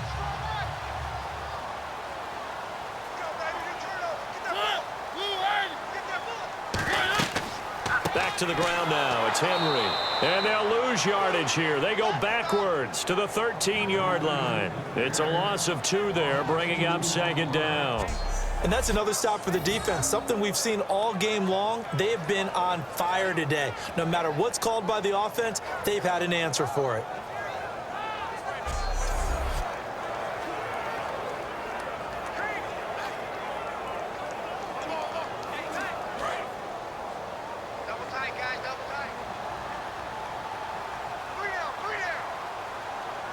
They come out here in the eye. They'll run it again with Henry. And strong running there as he's inside the 10 and down to the 8-yard line. And it looks like a pickup of 6. That leaves them with 7 yards to go on 3rd down.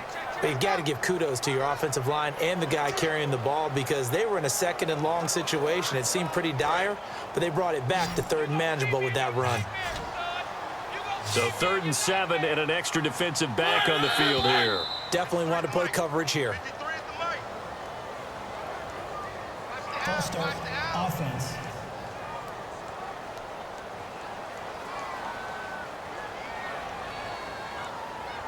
Still 3rd down.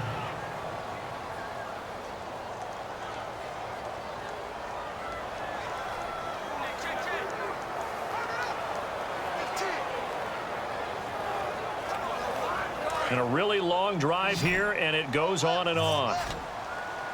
And on 3rd down, a nickel formation here defensively. Mariota. They set up the screen for Henry. And he'll be taken down, but he does have 1st down yardage. It's a nice pickup of 12 yards, and it gives him a 1st and goal. Let's give a little credit there. The offensive play caller sensed that the screen pass was available. Whenever you're getting a lot of heavy pressure towards your quarterback, that's when you're thinking about running the screen and using that pressure against the defense. And it worked very well there for a 1st down.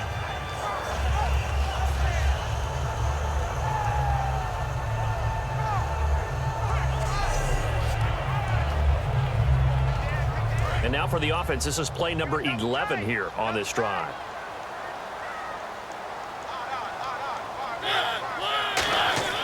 Now they'll run. Murray.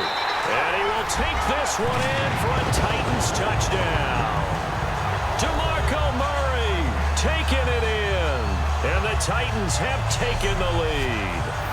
And Charles, he's able to dive in there in a short yardage situation. Just find a place to get to the end zone. Didn't matter where it was, but once he did, used his nose for the end zone and dove in. Ryan Suckup on for the point after. So he missed his lone field goal try, but he's got this one as that extends their lead.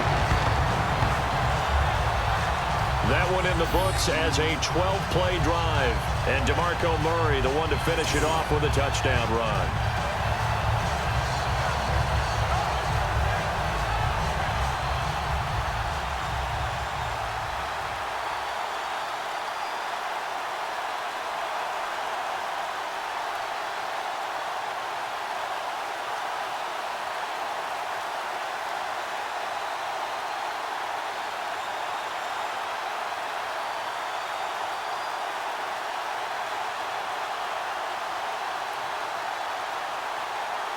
Now it's Ryan Suckup on after the touchdown to kick it away. This will be taken in at the 1. And he'll take this across the 25, couple extra yards up to the 27-yard line. So here's the Bills offense now. They get ready for their first possession of the second half. They trail offense, first time to touch the ball in quarter 3, and we'll see what they can do. And I can't wait to see what they have planned, because some teams script to start a half. Other teams just go, okay, these are the sequence of plays we want to run. These things worked well for us. And sometimes they throw in that big chunk play right away. Shocker. Try and get after them early and try and create a big play to give themselves some momentum. See what they have up their sleeve.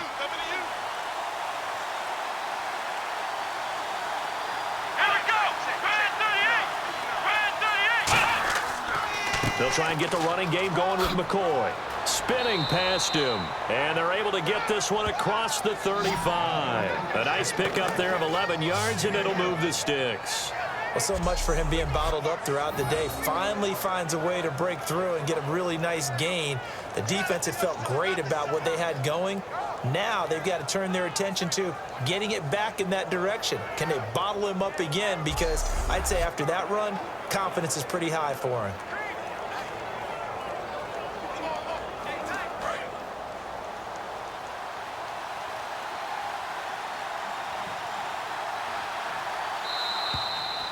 We have played 3 quarters. We'll return with more after this. You're watching the NFL on EA Sports.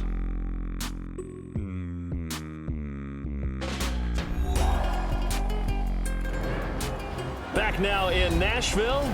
The Bills have the football, but they trail here as we begin quarter number 4.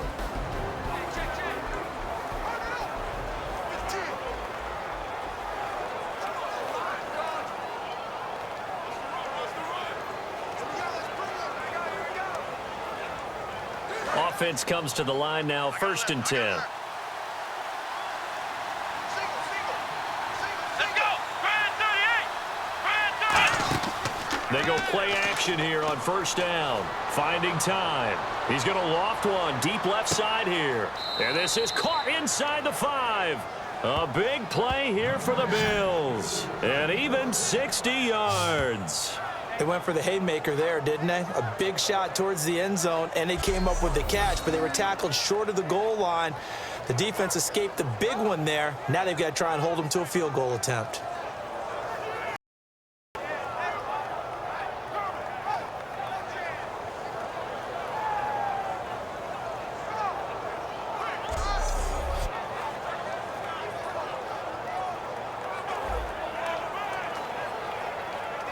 And the defense with their backs against the wall a little bit here as the offense is in the red zone. They come up in an offset eye. They'll try and run it with McCoy. Diving for the end zone, and the ball's knocked out. It's picked up by the Titans. And just as they thought they might be able to take that across and get the lead, a big red zone turnover. I know that I am defense-centric, and I want to give them a whole lot of credit. But I just can't believe after that drive, in that position, ball security paramount, they turned the ball over. Terrible.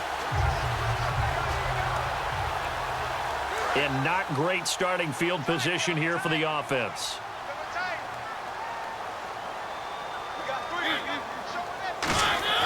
Here's Murray now as they run it to start the drive. And he's able to get this across the 10 before being taken down. It's a 10-yard pickup, and it moves the chains. Partner, I think that play echoed a short yardage run. I know they were backed against their own goal line, but when they stack the defensive line like that, if you find any type of a crease, you're up to the 3rd level before you know it. 1st down and 10 now for the offensive group. Murray, the lone setback. And he'll get it up the middle. DeMarco Murray, kiss him goodbye. The 30, the 20, 10, 5. And oh, so close as he takes it all the way to the 2-yard line. And early in this one, DeMarco Murray sending a warning note out to the defense that they better start getting him on the ground or it could be a long game. A dynamic, explosive run. And you're exactly right, partner. If they don't start stopping this right here, right now, look out. He can pile it up in a big way, and that'll really help his team out.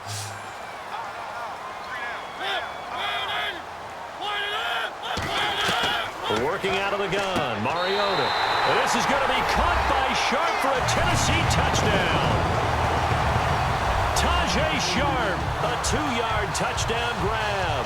And the fumble recovery leads to 6 points for the Titans. Well, that's about as quick of a passing touchdown as you'll ever see right there. Everyone has a section in their playbook called the quick game. That was a super quick game.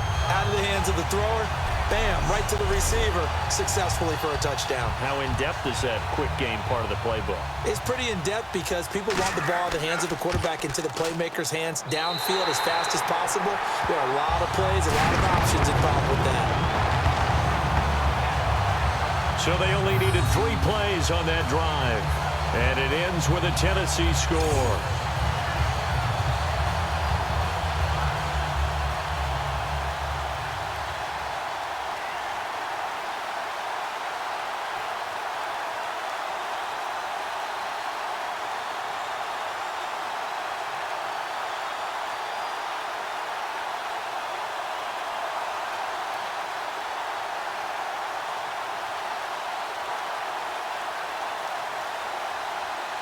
Now it's Ryan Suckup on after the touchdown to kick it away. Fielded about a yard deep. And nice work on the return as they'll start their drive just past the 30-yard line. Here comes LaShawn McCoy as he trots back out there now. And these numbers showing up on the screen, that's why he's their star. They kept him down for a little bit, couldn't keep him down for a full 4 quarters. But what they were hoping for was a half of a game.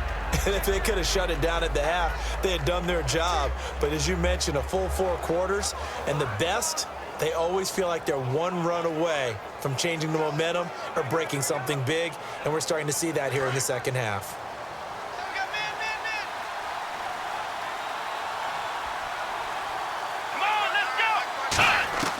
Throwing now, Taylor on first down. And oh, look at that, a diving catch. A good pickup there, 26 yards. When you're a player of his stature, you don't just circle the games on your team's calendar. You circle the Pro Bowl? Without a doubt. That's a game that you just figure you're going to be in each and every year, and it's because of catches like that. That's why he goes.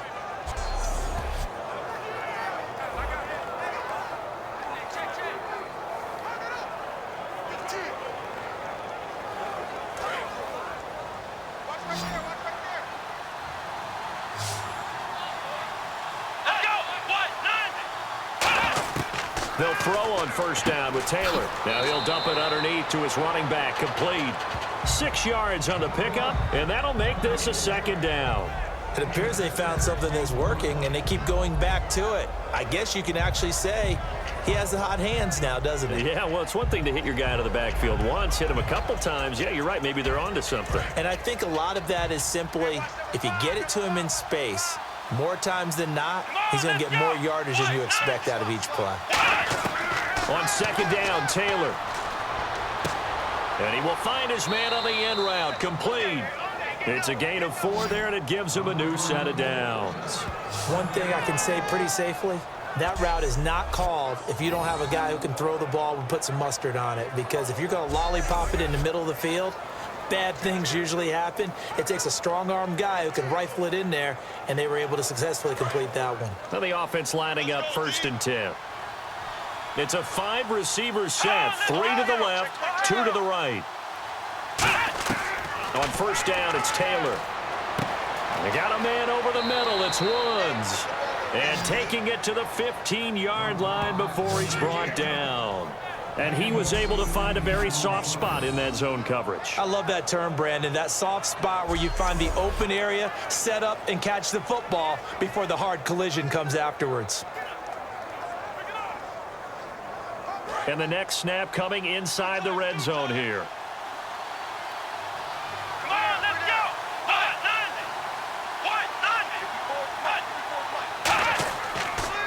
Now Taylor going to hand this one off to McCoy. Give him a cut. 2nd and 8. Tough day, tough sledding right there, and it's been that way the entire game. Not a whole lot of room to ramble for him. Yeah, you're right. It's been that way all afternoon. Didn't get a whole lot better there. And this will probably be the final play before the 2-minute warning. They'll come out in the pistol. Let's go!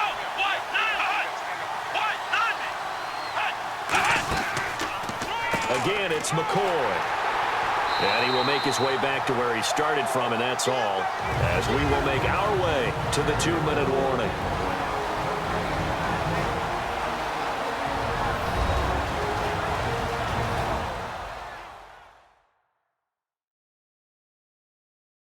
So it's Bills football here as we get you reset. And let's see what they've come up with offensively after having time to talk it over. And here comes play number 6 on this drive. And on 3rd and 8, defensively, they're going to beef up the secondary. 6 defensive backs. From the shotgun, it's Taylor. Can't find anyone open. And almost intercepted. Would have been a huge pick in the end zone, but as it stands, that brings up 4th. A missed opportunity for an interception would have killed off a drive. They had a chance there to finish things off. Didn't get it done. I guess that's why a lot of those guys do not play offense. So out comes a field goal team now for the 2nd time here today.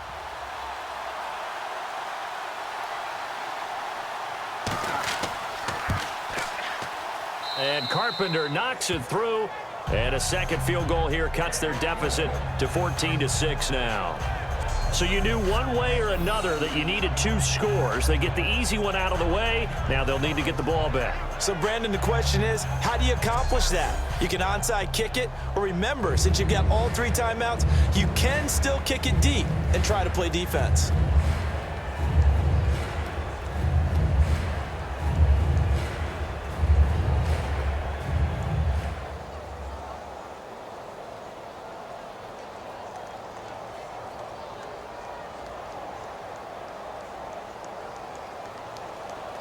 Set now to kick this one away, and off it goes. Fielded about a yard deep. Oh, a heck of a move. Man. And he'll get it up past the 20 to the 22-yard line. Illegal block in the back. Return team.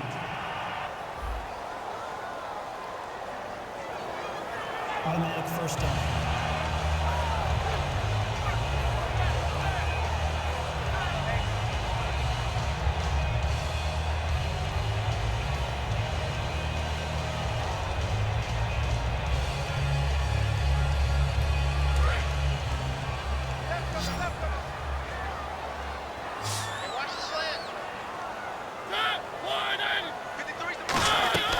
They'll run it now out of the gun. And for one of the few times here today, this run's not going to go anywhere. And now the Bills are going to stop it as they call the timeout.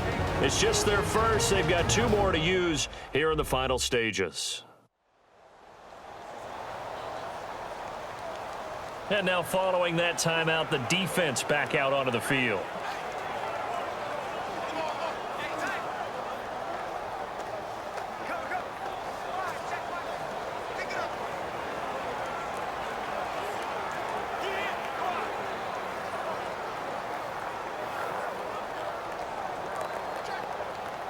Second down, 9 yards to go. Chinese on the Ringo.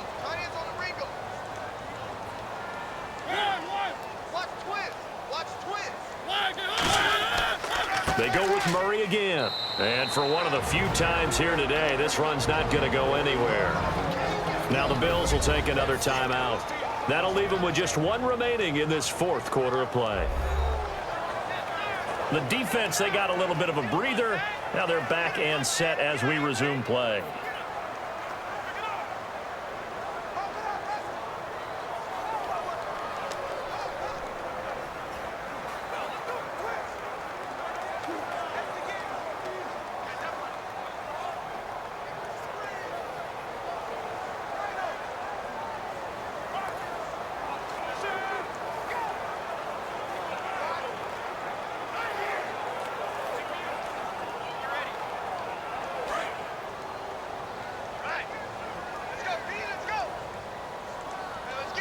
A nickel back added defensively as they look to stop this 3rd and 8.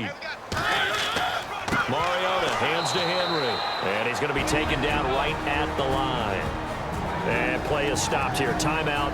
It's the defense calling the timeout here. It'll be their 3rd and final timeout, so as they talk things over, we'll step aside. All right, so the timeout over and all 11 men back out onto the field for the defense.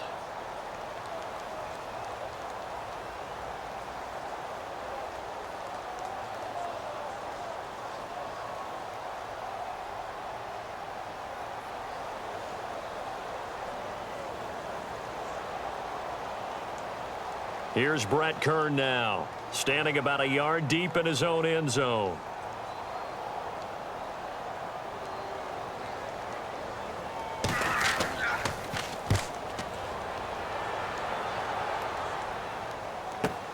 That's pulled in at the 32. And a nice job on the return there, 16 yards. And that will come the offense as they take over. Here's the Buffalo offense now as they get set to take over here. They're down here in a 1-score game, but the time, it's a factor, but it's not a huge factor right now, is it? It's really not, because this amount of time gives them a chance to run their offense, to go through play sequences. And this is what they work on every week in practice, usually on a Friday. they go over this type of a situation, late game situation. What are we going to do when we have the opportunity? They've called these plays a bunch of times. Now's their chance to execute them. They have the opportunity now. Here's the execution. They'll look to throw. And he'll check this one down to McCoy. And he takes this one down all the way near the 30. A nice gain of 21 yards. And now it looks like they're going to be in the hurry-up. He's back to throw. Going to drop this off to McCoy. Complete. And he'll go down at the 28. Give him 3 on the play, and it'll be second down. And just in general, Charles, on a play like that, how tough is it for the defense to account for a running back essentially being a receiver downfield? It's very difficult, especially if the running back like a receiver, and you're aware of that before the game even begins. So throughout your practice sessions, you're going to want to be aware of him. Where is he lining up? What can he do? What kind of damage can he do to us downfield? And who can match up with him without weakening our overall defense? You're exactly right. It's a tough task to match up to him.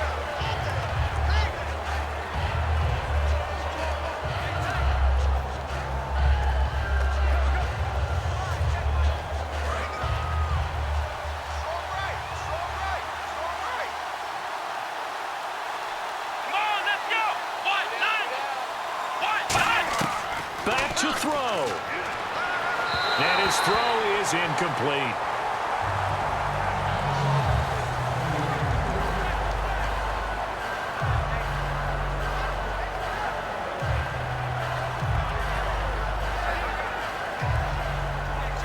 Incomplete pass on second down. Let's see what the offense draws up here on third. Back to throw. And got a man. It's Woods. And he gets this down to the 18. Good enough for a first down.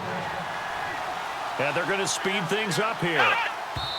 And the spike will come with 34 seconds to go.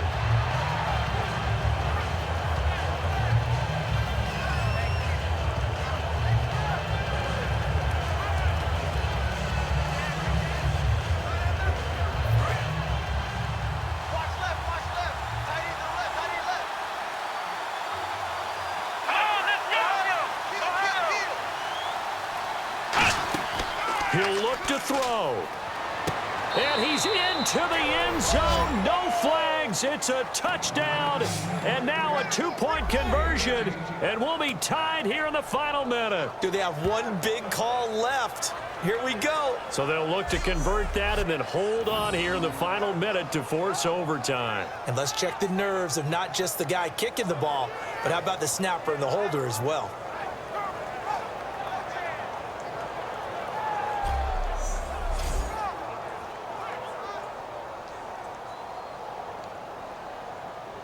Listen to this crowd now. Their guys need a stop on this two-point conversion.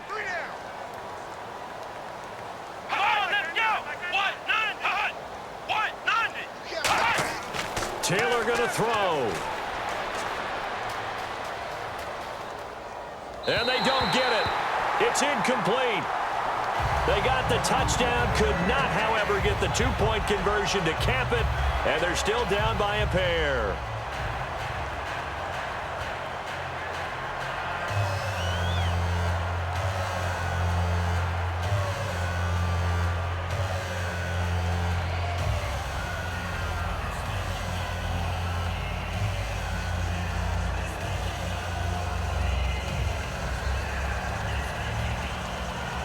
So with an even 30 seconds to go, everything will come down to this onside kick.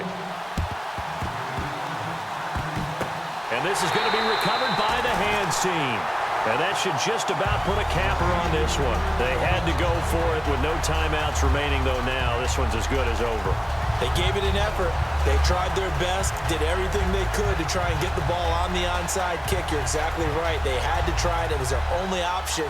And now this game is done. Just take it, kneel, and call it a day. And here comes Tennessee as they get set to take the field. They have the football. They're looking good, but the lead is just 2. So any mistake in a field goal can beat you. They got to be careful. And that's where it gets difficult because you don't want that to leak into your thinking.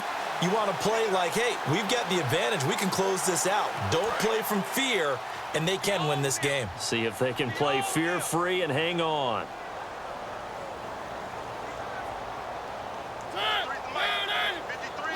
Mariota with a knee to the ground, and that should be it.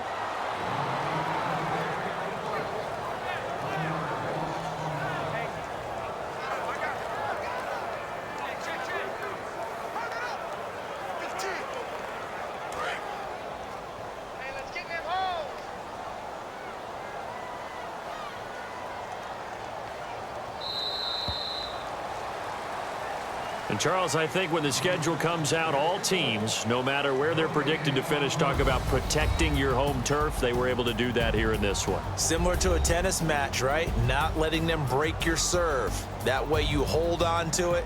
They got it done, and they feel very good about that victory.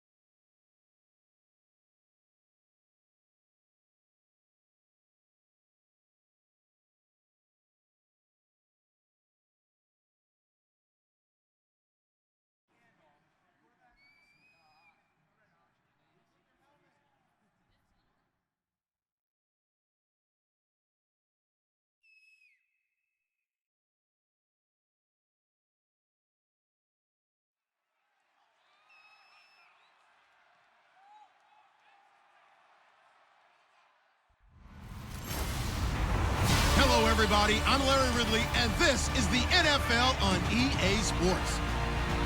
Both quarterbacks have reliable tight ends they know they'll be able to count on to make plays. It's the Dolphins going up against the Patriots.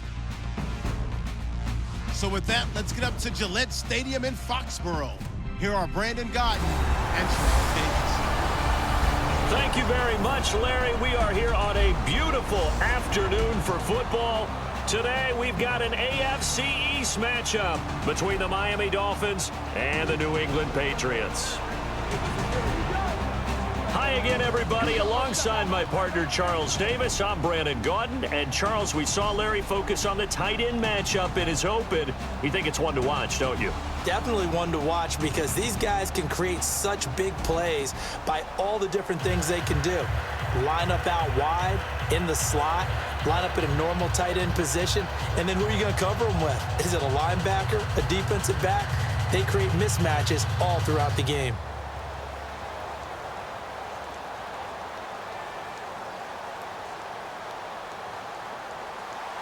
Here's Steven Gostkowski now to kick this one off. And we are underway in Foxborough. This fielded at the 2.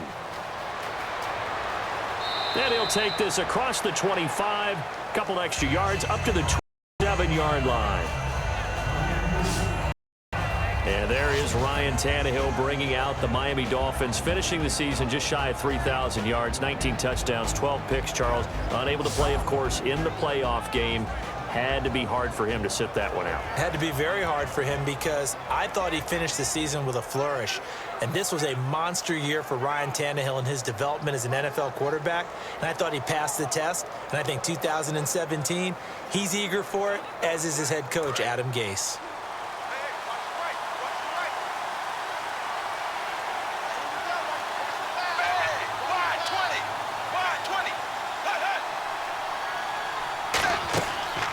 Now it's the Boise State alum, Jay Ajayi. And he gets this one just shy of the 40. They'll mark him down at the 39. For someone who piled up the yardage that Jay Ajayi did in 2016, I think it was a strange type of a year. How many runners do you know that will end the season with more 200-yard games on the ground than 100-yard games and end up over 1,000? Very, very strange. 3 200-yard games, just 1 100-yard game. All in all, though, how do you see a season? A rough start, but looked pretty good in the end. Rough start, but a really good offensive line that continues to grow. I think the future's really bright for Jay Ajayi and the Dolphins next season. Credit him with a 1-yard gain there to make it 2nd and 9. Okay, the starters for the Miami Dolphins offensively. Charles, who are we highlighting? Got to highlight Jay Ajayi, their running back. Came out of Boise State as a 5th-round pick, but most people had his talent much more like a 2nd round. There were some medical concerns with the knee, but he can do it all. Run, catch, block. He's truly a 3-down back.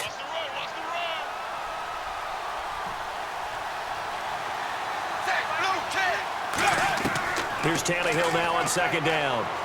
Surveying the field. And it's complete. The tight end, Deion Sims.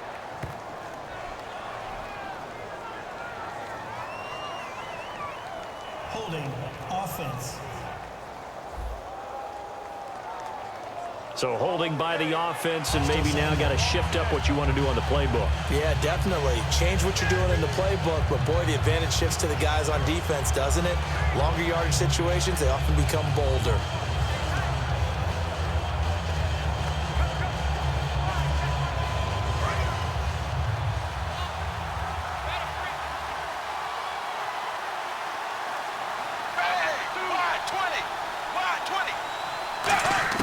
On 2nd down, here's Tannehill. He's got time. He gets it to Sims, complete. And he'll be taken down at the 46-yard line. They get 16 out of that one, but they'll still need to convert on 3rd. Partner, it's a lot of fun watching the NFL now, isn't it? Because when the big fella runs routes, it used to be when we were kids, he'd run about 3 different routes, and that was it. Now he can run anything and catch the balls we just saw there. An extra corner on the field for New England here on 3rd down. Yeah, another DB. They'll run with a backup. This is Williams. And he'll fight his way forward to about the 48-yard line. Just a 1-yard pickup there, and it'll be 4th down. Don't forget, knowing where the 1st down line was, this defense created their own line of scrimmage. They won every battle up front. And a lot of times that is one-on-one. And if you win your one-on-ones enough times, your defense is going to be pretty good. They had more people to the football and snuffed out the play. So on 4th down, here's Matt Darr to kick it away. Back deep, Danny Amendola for New England. He gets this away. It's a good one, drawing toward the sidelines. And this will depend on the spot as it sails out of bounds. And they'll say it sailed out at the 10-yard line.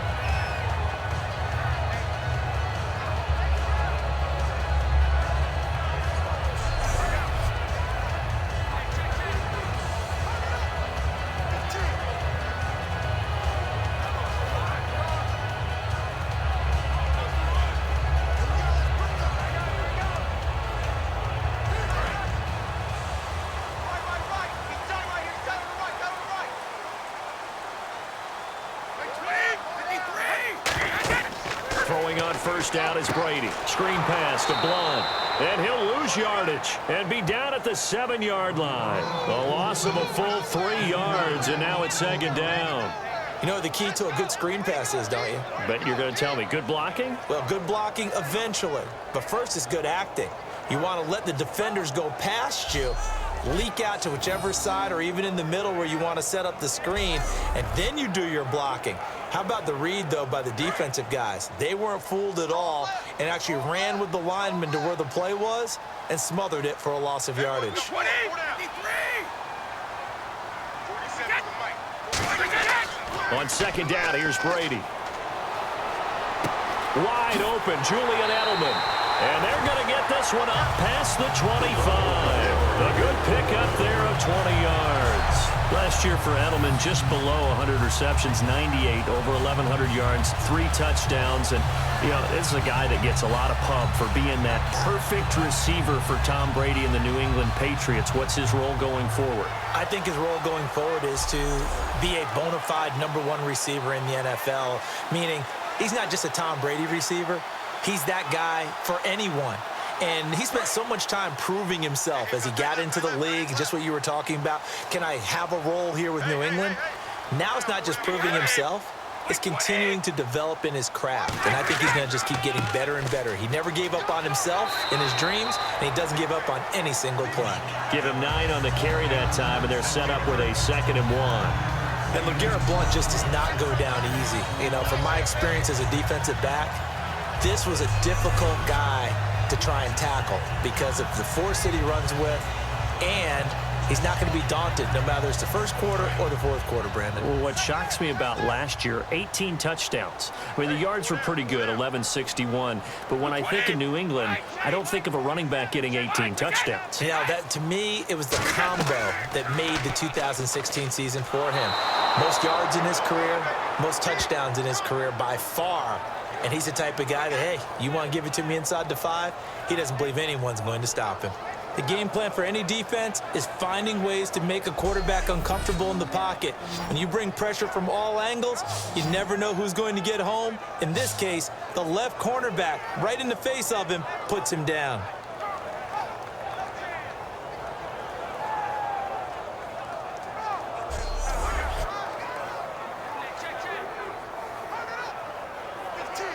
Second down, sacked by the defense. What type of pressure will they bring here on 3rd? We'll see.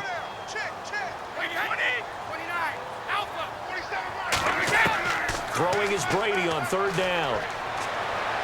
Sideline throw, it's complete. And a nice job there of keeping the toes in bounds. Let's make this one simple. What a catch, especially the finishing part of getting his feet in bounds, toe tapping, and of course, foot dragging. A little tapestry, if you will. Oh, I like it. So on 4th down, the left-footed Ryan Allen to kick it away for the Pats. Jakeem Grant back deep for Miami.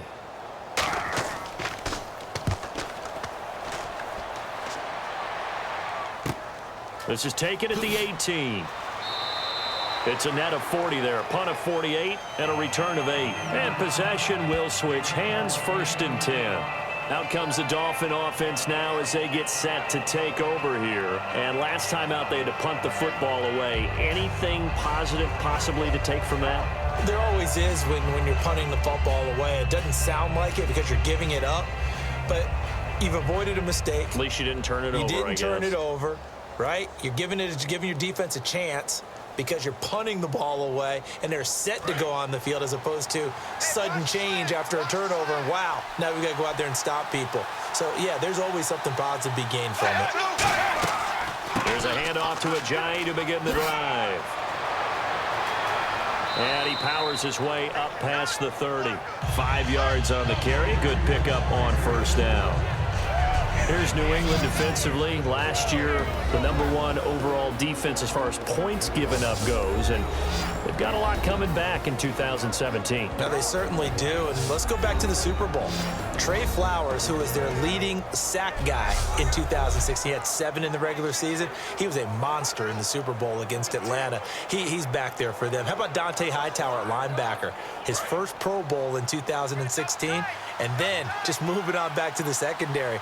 Devin McCourty, the guy who quarterbacks him back as safety, he's been to the Pro Bowl as a corner and as a free safety. They stay on the ground. Again, it's Ajayi. A nice pick up there, 10 yards, and it'll move the sticks. Whenever we meet with coaches and they always talk about wanting to establish running the football, it's oftentimes with a good tight end who can control the line of scrimmage and the point of attack, and they're becoming harder to find because the colleges are giving us a whole lot of receiving tight ends, former wide receivers who can run, not necessarily block very well. In this case, though, we saw 2 tight ends on the field, both of them with the ability to block, and he ran the ball successfully behind that power set.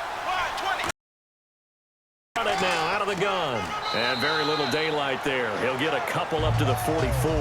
Dante Hightower on the stop. Well, so many times we look at a short run and we praise the offense for trying to set the tempo and establish things, but the defensive guys, hey, they just won the battle there. It wasn't a big run given up. They don't always have to absorb the body blows. Sometimes they dish them out themselves. It's a 5-receiver set. 3 to the left, 2 to the right. They'll try the air now with Tannehill. Got a man open. That's Devontae Parker, complete. 6 yards is the pickup, and that'll lead to a 3rd down. That was not a completion that results in a highlight video. But at the same time, if you have those kind of completions all game long, eventually one of them might turn into a highlight. Still in search of the 1st down after that last completion. And I see an extra defensive back on the field. Little surprise here on 3rd and 1. So we've reached the end of a fairly even first quarter of play. 0-0 our score. And we'll return to Foxborough after this. This presentation of the NFL on EA Sports is brought to you by Gatorade, the sports fuel company. Back now with Charles Davis. I'm Brandon Gaudin. 2nd quarter begins with the Dolphins in possession of the football. They've got a 3rd down and a yard to start things out.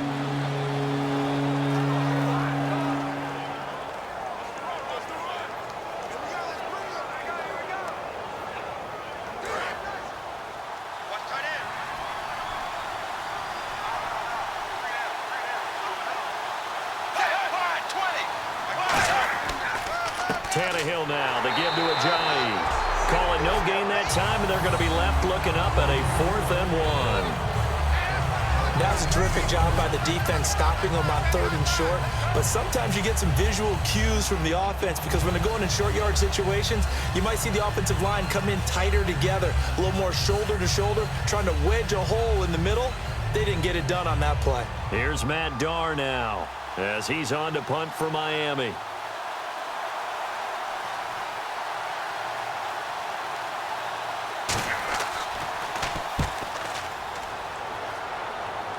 And now where will the side judge stop his walk? That's the question. He says it crossed out of bounds at about the 17-yard line. Okay, partners, New England comes out here to take the field on offense. This is such an interesting story, how they've been able to do it year after year after year. Guys talk about parity in the NFL. Well, New England has kind of transcended that parity, and they've done it with guys that you don't normally think of as household names. The parts keep changing for New England. That's the amazing part on offense, all right? Offensive linemen change, receivers change, running backs change. We know the one constant is Tom Brady, and that's a huge deal for them. But to be able to do it at what you call the parity times, and you're exactly right, everyone's supposed to be pretty equal. New England still a top 10 offense year in and year out. In 2016, they were number 4, and that helped them with a number 1 ranked defense as well. Now, that's the type of play that'll fire up a defense, hold them to 1 yard on a 1st down run. It'll be interesting to see if the offense decides to press the run at all, or if they'll abandon it now after gaining only 1 on that play. Now Brady throwing on 2nd down. On the crossing route, that's caught. Julian Edelman. And he's going to get this one across the 30-yard line. 15 yards there on the catch and run. The former 7th-round pick, Julian Edelman, just continues to have such a productive career. And has made himself into a receiver. Remember, he was a college quarterback, and not just a productive one, a very good one. At Kent State, right? Yes, a great leader, a guy who could make plays with his feet and his arm. Got to the NFL and had to convert into being a receiver and was drafted that way. And that conversion, oh boy, it's been good. Brady gives now to Blunt. Whoosh. Oh, another spin. Hard to line him up when he does that. And he'll be taken down, but not before he gets into enemy territory. Now a stoppage here as it looks like we've got a Dolphin shaken up on the play. We'll get a report when we return to Foxborough.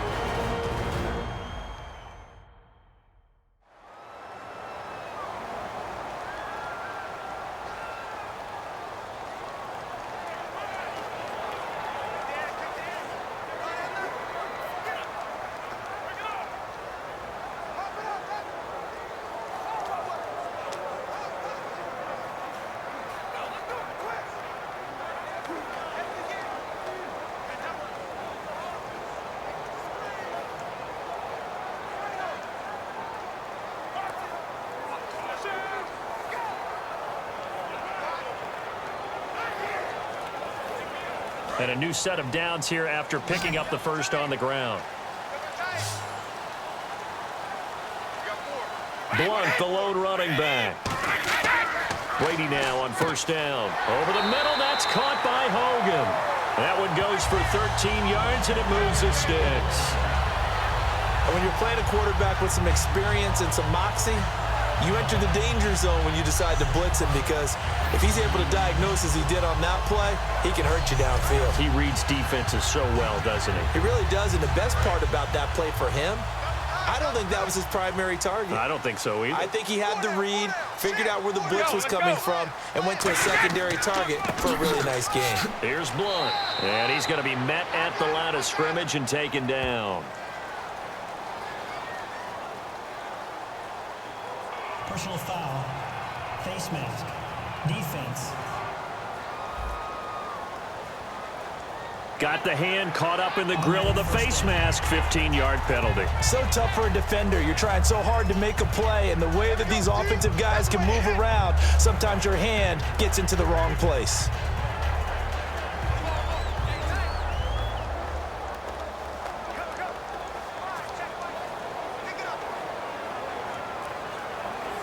And now the offense operates in the red zone.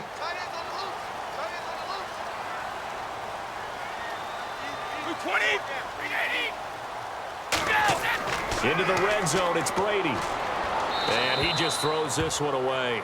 Smart decision here this close to the end zone, and it brings up second down. Not too many things get to a quarterback of this magnitude, but I think it's safe to say that pressure can get to any quarterback. Now, he's obviously a great franchise quarterback, but felt the pressure, threw it incomplete.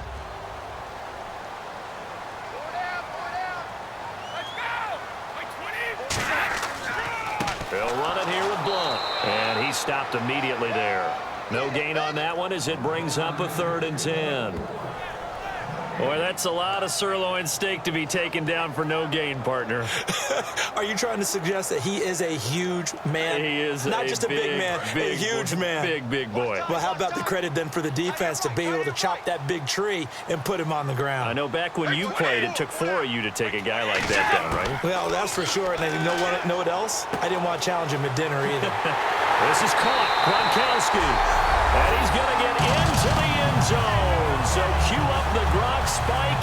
It's a Patriot touchdown.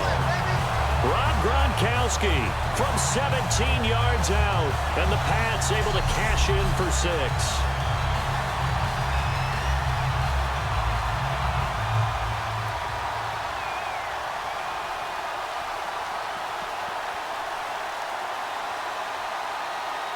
And here it's just a simple question of whether or not the ball broke the plane. Well, I said it's simple. It's not really that simple. This could be really complicated. We would love for it to be simple, to know that it did actually cross the plane of the goal line. But as you described, it is a difficult call. All it takes is a portion of the ball crossing that line. Now the officials have to determine if that happened.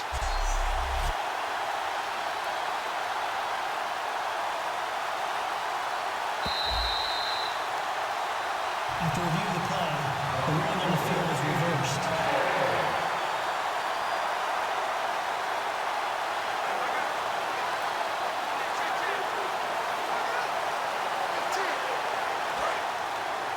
Hey, tight end's right. Watch tight end.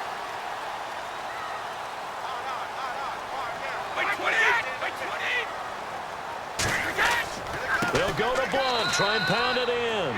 And he is going to lose yardage here. That's going to go as a loss of 2, and it'll be second down. There's another example of why they haven't scored any points so far. I think it's time to abandon the run game, spread things out, and go to the air. It certainly can't be any worse than what they've done so far.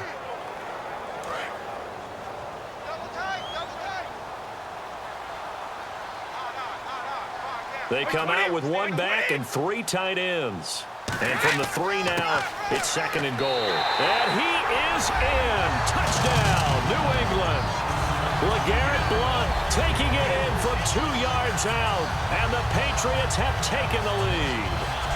And nothing special there. They show they were got it in. Like old-time football, right? Hey, this is exactly what we're going to do. Straight-ahead power, and they got it done.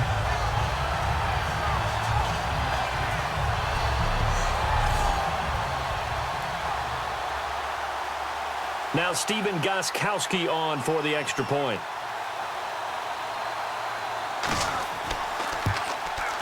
And he gets it to make it 7-0 Patriots.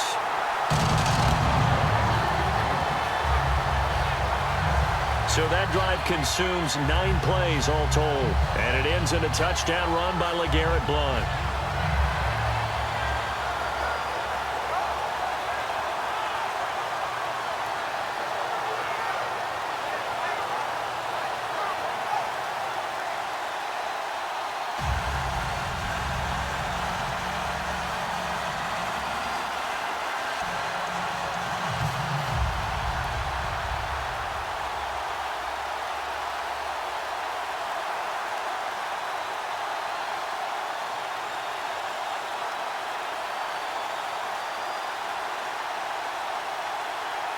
Gostkowski now after the touchdown. He'll send this one away. This is taken at his 4. And he's up past the 20 to the 22-yard line.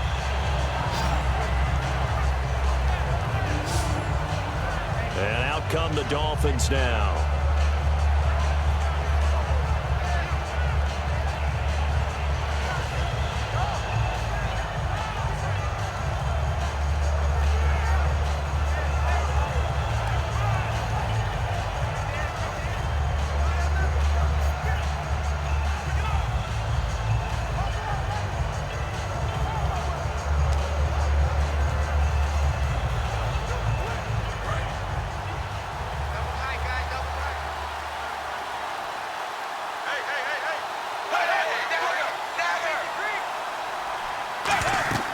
They'll begin the drive with Ajayi. Takes this to the 27. Give him 4 yards. Rob Ninkovich on the stop. It's been a struggle this entire game trying to move the ball on the ground. But every now and then you find a little chink in the armor, and that type of run right there lets them know that they can't stop every single run for almost no gain.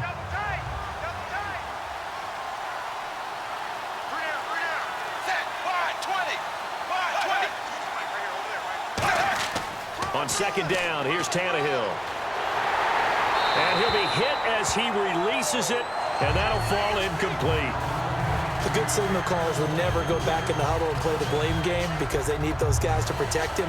But on that last one, his offensive line, they lost their leverage very quickly, and that's why they were able to get to him and hit him as he tried to throw the football and force an incompletion.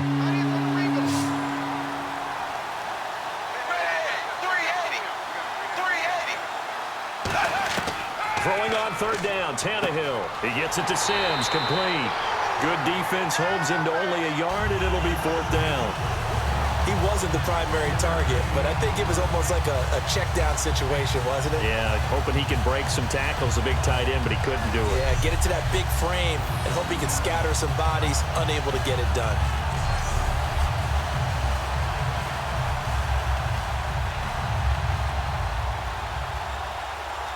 Here's Matt Darr now as he's on to punt for Miami.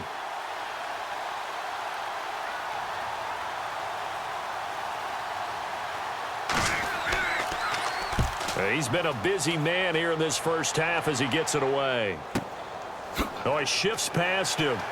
1 minute 53 ticks left to go in this first half. Back to Foxborough after this.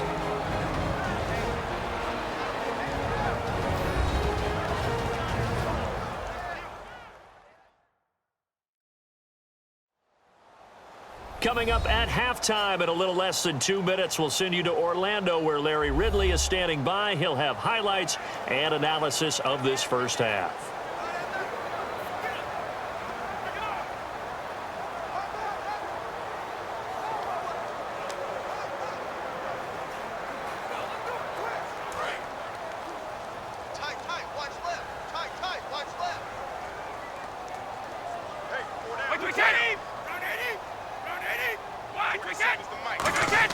On 1st and 10, here's Brady. And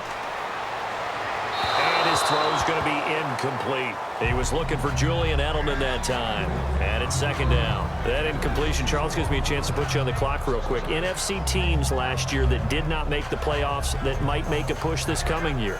Well, 3 that come to mind right away that we thought were going to be in 2016. Minnesota, remember the start they got off to before that didn't work out so well for them. Arizona, we thought they were a lock to be in the playoffs. In fact, many of us called them Super Bowl contenders.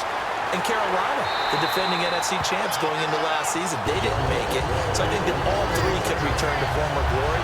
I'm going to give you one way off the pace here. You ready? Let's go. The Los Angeles Rams. Ooh. They get the young quarterback going, and that defense continues to live up to expectations. They can make a real strong push in the West. They've got the D. You're right. They just need the O.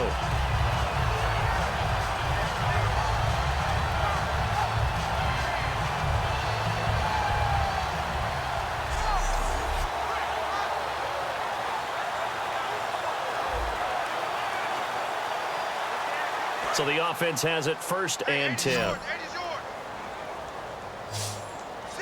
Blunt, the lone running back. Brady now on 1st down. He's got time in the pocket. And no escaping this time as he'll go down. They got him for a sack. And Ndamukong Suh in there to drop him, and it'll be a loss of about 8. Now hold everything here. We're going to get a timeout by the offense. It's just their first, so they'll have 2 remaining here before we get to halftime.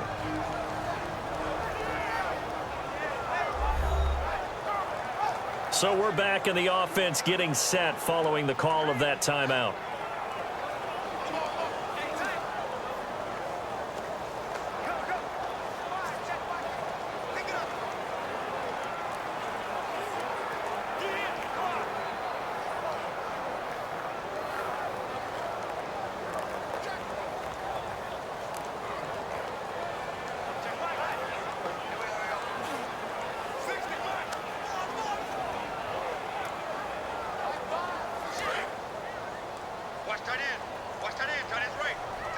Gronkowski, slot left.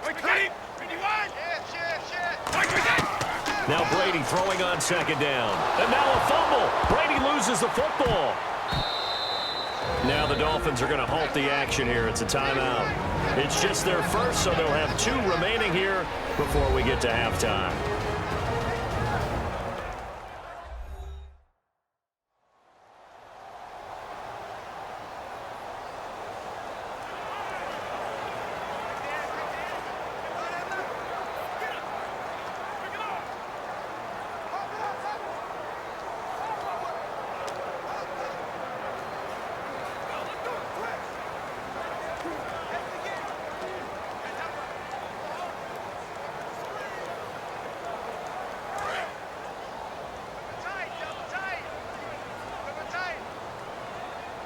They come out with 1 back and 3 tight ends. Now a carry for the shifty Dion Lewis. Now the Dolphins are going to take another timeout here. So that means they're down to 1 remaining here as we head toward halftime.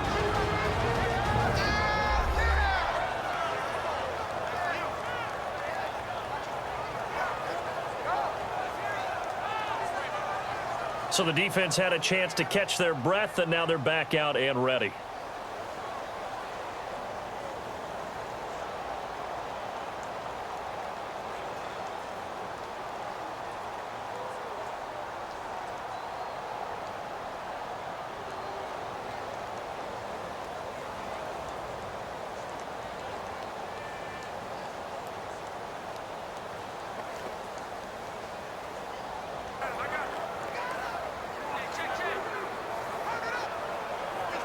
Here's Ryan Allen now. On for his second punt. He'd take a repeat of his first.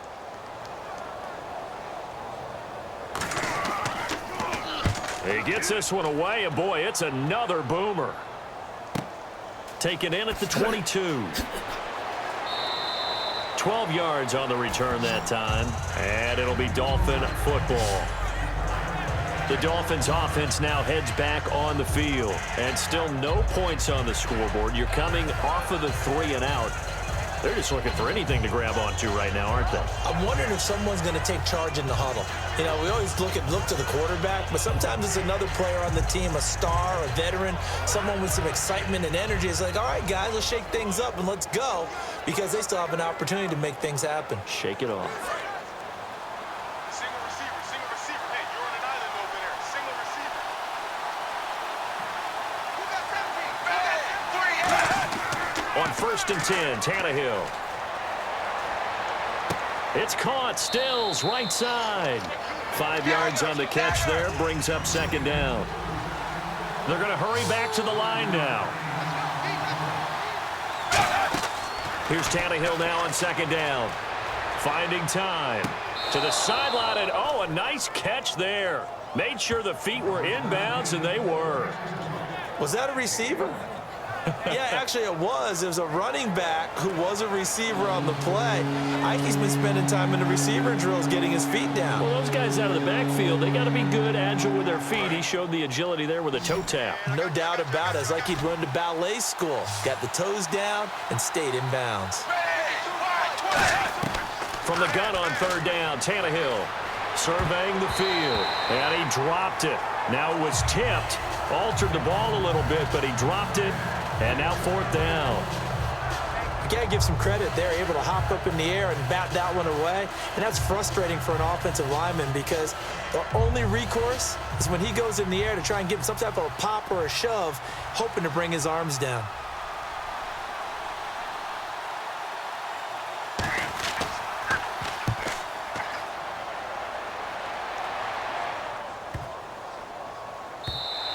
And he didn't quite have the backspin on that one. It hits at the 4 and continues into the end zone. It's a touchback.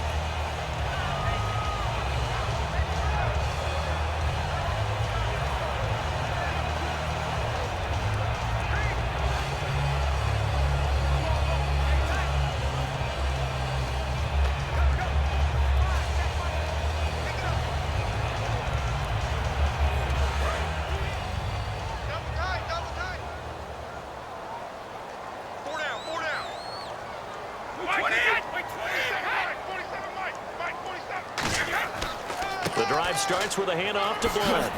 And he'll take it ahead to the 28-yard line. So we've reached halftime here at Gillette Stadium with the Patriots on top. As we'll send you down the coast to Orlando, where we check in with our friend Larry Ridley and the EA Sports Halftime Report. Larry? Thanks, Brandon, and welcome to the EA Halftime Report. I'm Larry Ridley. Let's take a look back at the first half. Both the Patriots and the Dolphins haven't had a reliable run game so far. The push up front has not been there, and you have to give credit to both defenses on that front. So let's take a look at the highlights from the first half. Midway through the first quarter, they're going to come away with another sack. This will go as a loss of 10. Third down from the 18. Gronkowski makes the big grab in traffic, and he capped off the long drive with a touchdown. Patriots now on top. Later on the drive, Blunt's got it on the run, and he'd go in for the 3-yard touchdown. They strike first in the half. Now they've got it at the 44-yard line. The pride of the black shirts, Sue, will get the sack here. This will go for a loss of 8.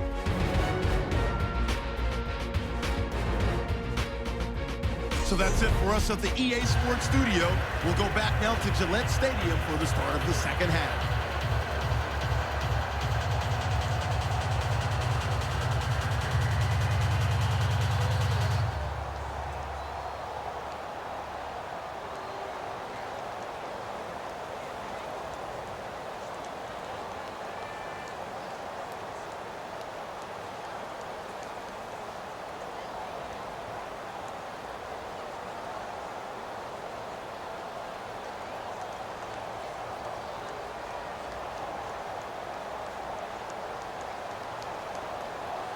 Here's Franks now to kick this one away. Danny Amendola on the return.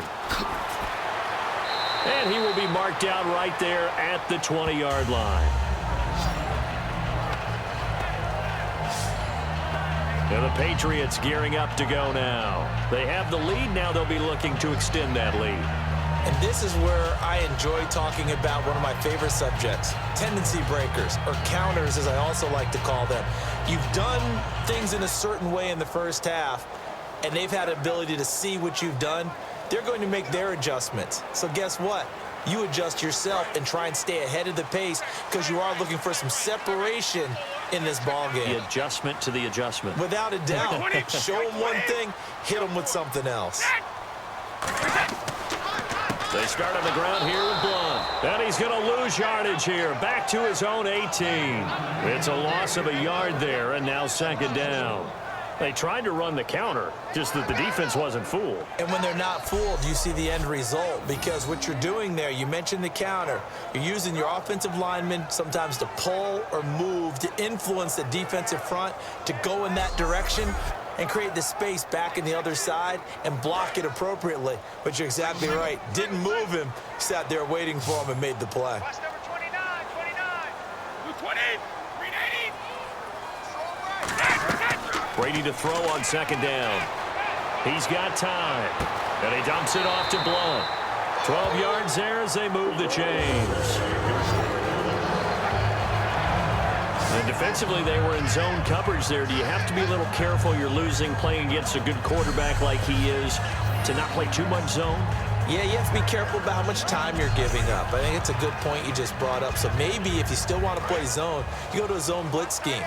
And you can drop anyone out of your defensive front, defensive end, defensive tackle. It doesn't matter. You just exchange someone to bring more pressure towards the quarterback and still try and cover downfield. Now a carry for Blunt. And he'll lose yardage here, going down back at the 28. It's a loss of 2 there, bringing up second down. And the offense there, the O-line, everybody really on offense, they were just manhandled at the point of attack. Yeah, you could pretty much call them all out, couldn't you? Almost by name, right? That was a very tough sequence for the offensive line. But how about that defensive front creating a new line of scrimmage and creating a lost yardage possibility? And they're behind the sticks here a bit now, dealing with a 2nd and 12. Gronkowski, slot left. 20. On second down, here's Brady. Throwing left side, he's got Gronk, complete.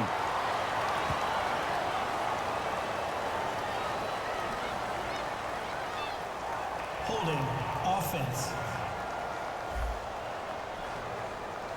So a little grabbing there, but this time it goes against the offense for holding.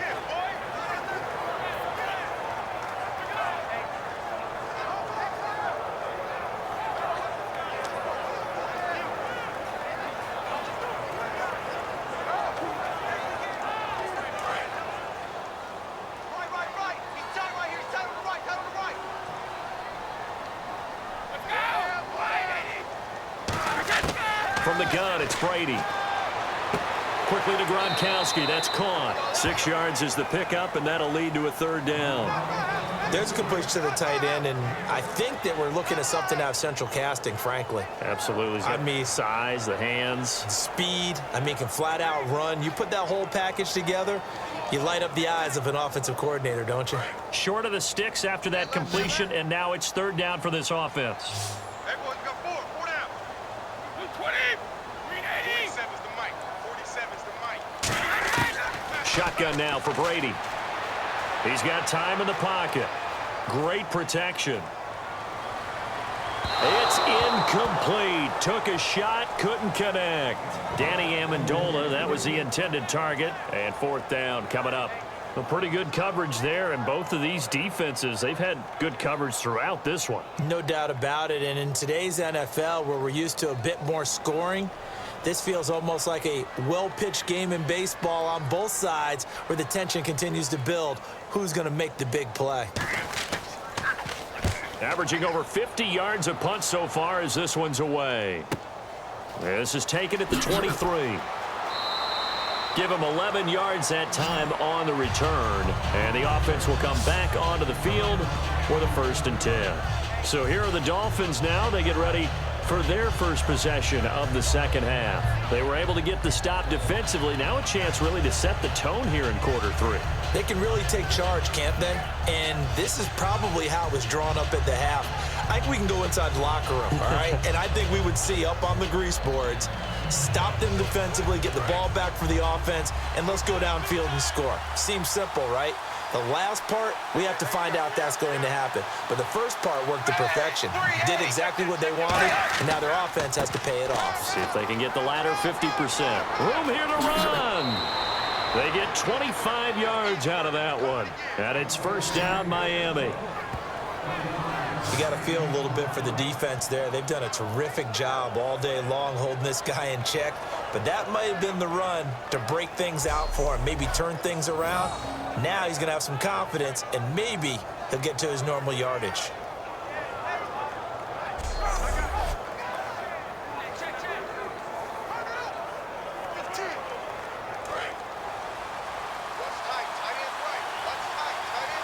They'll come out in the pistol. They run again with Ajayi. And he'll bring this one inside the 35. A solid run on 1st down. Gain of 7 leaves him with a 2nd and 3. And that looked like some pretty easy yardage there right up the gut. And he's a guy that has some height to him. So when you don't have to drop a shoulder or create or get through contact or trash, makes it a lot easier to stay upright, see the field, and make a run as we just saw there. And after the play on the ground, that brings up 2nd down here.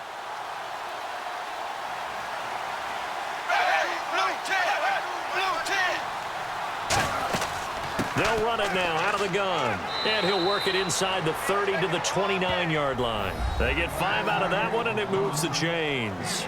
That's a good, nice, crisp run for a 1st down. I wonder if the defense might have been loosened up a little bit, maybe anticipating a pass instead of the run that they got.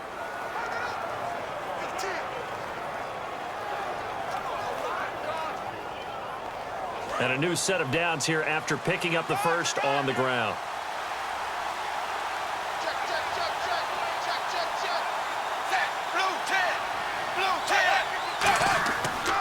They'll hand it off now. Williams. And he's going to fight his way forward here for a modest gain. 7 yards on the pickup there, and it'll leave him with a 2nd and 3. And once again, leverage wins. The offensive line, lower than the defensive front. They moved them and found some good space for the guy carrying the ball.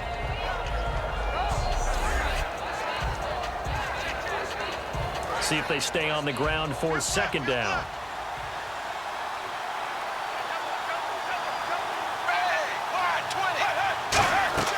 Again, it's Williams.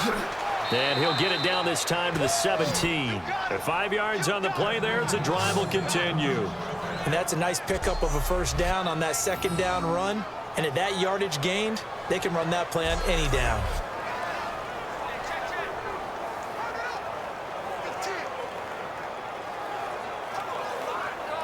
So the run gets them the 1st, and now they operate with a fresh set of downs. Again, we'll see the pistol here. Now a 1st down carry. It's Williams. And he is met at the line of scrimmage, and he goes down right there. Just a yard on the 1st down carry, so it's 2nd and 9. Partner, we know today's NFL is really built around the guy throwing the football. But these short runs, they still pay dividends because they can take their toll on a defense, and they can add up as the game goes along. You control the clock, you control the ball, and that way you often control the game. 380.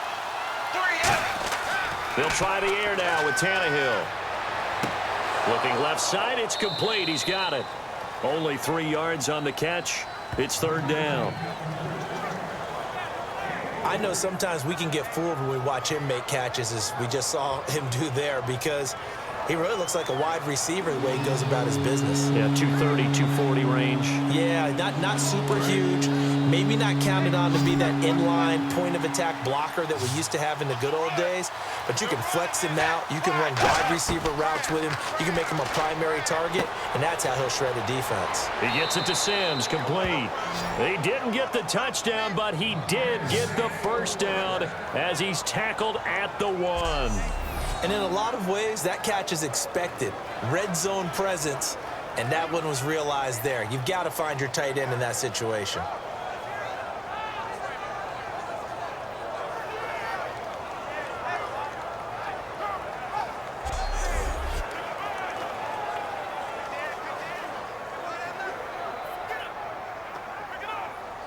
And the 8th play on this drive coming up. Hey. Got three. Three down. Ready. Here's Tannehill. And a quick throw here that's complete. And he will take it in for a Dolphins touchdown. Marquise Gray, a 1-yard touchdown reception. And the Dolphins are an extra point away from tying up this football game. A good tight end is a heck of a weapon for any quarterback, especially when you're able to create some mismatches. Sometimes they work against a linebacker, sometimes they work against a smaller defensive back. But when they find it, they go to it, and it often results in touchdowns.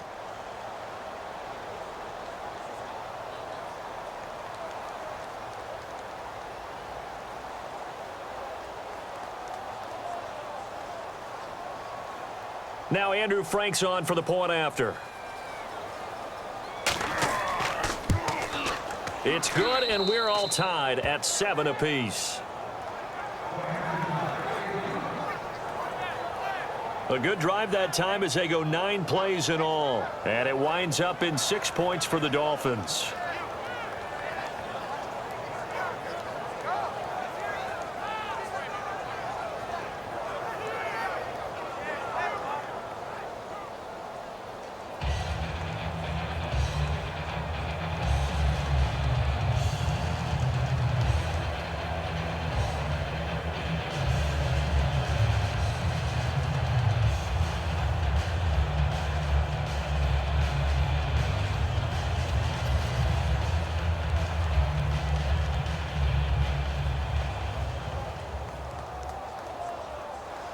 So a tie ball game here as the kick's away.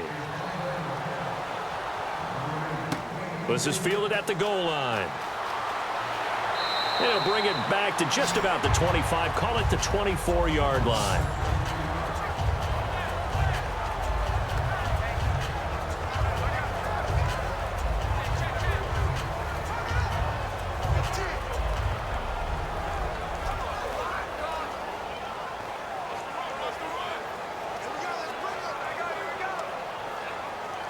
And this will probably be the last play of the quarter.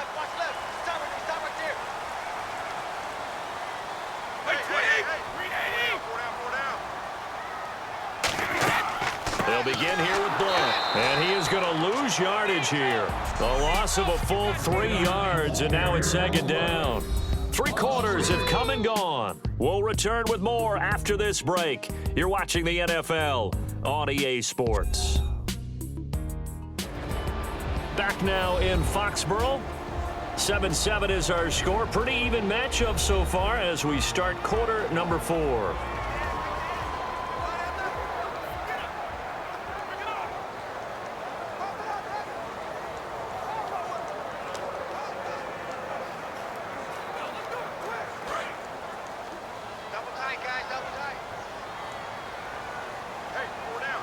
Blunt, the lone running back. And he'll get it up the middle. And he finds some space past the 25 to the 27. It'll be a gain of 5, and it's going to bring up a third and about 7 left. On a 2nd and long, it's really nice to see an offense that has enough confidence to run the football in that situation. I think that goes back to their practice and game planning. They've seen things that they've seen on tape and in previous games that led them to believe that even in a long-distance situation, they can still run the football and gain enough yardage to put themselves in a good spot on 3rd down. Now Brady. And he's got Bennett. And he's got the first down yardage before he's brought down at the 42. It's a pickup of 15 and a fresh set of downs. And there's another completion to the tight end. And let's face it, it is hard to overthrow a 6'6" target. It is indeed. Quarterbacks like their speed guys. They like that huge 6'6" target that they've got in him. They really do. And it reminds me of what one great tight end told me once. He had told his quarterback, just make sure you throw it up there. You know, kind of like put up on the top shelf where the kids can't get it. Now a play fake here on first down.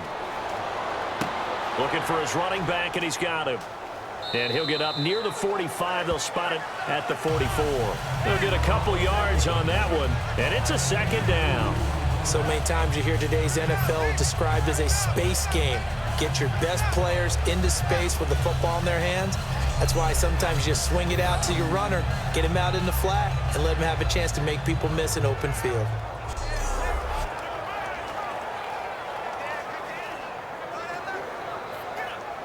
Second down now after the pass completion.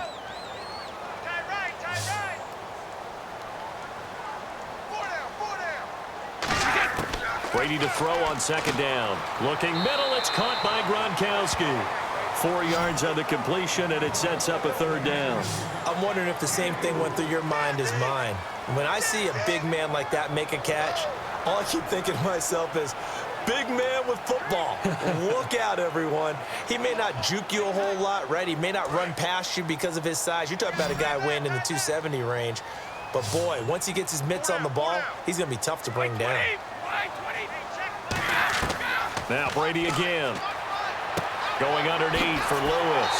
And brought down, but the juke, the very nice juke, gives him the first down yardage there. We always talk about having to read defenses and how complicated that is. Well, this was an excellent read. Read the pressure and got rid of the football before it even got to him for a nice gain. And when they're blitzing like that, running back usually a good spot to go with a football? Without a doubt, because he's right in your sight line or he's near you. So you're able to just get it to him easily. And once he gets in space, that's usually a good matchup for him. So here we go, 1st and 10 now.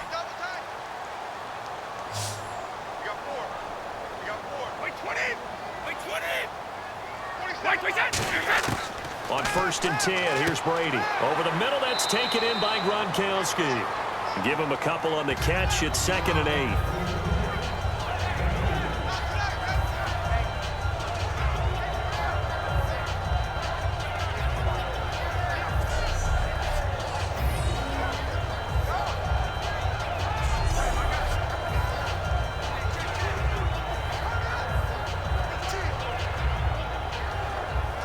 And they still need 8 yards for the first here on 2nd down.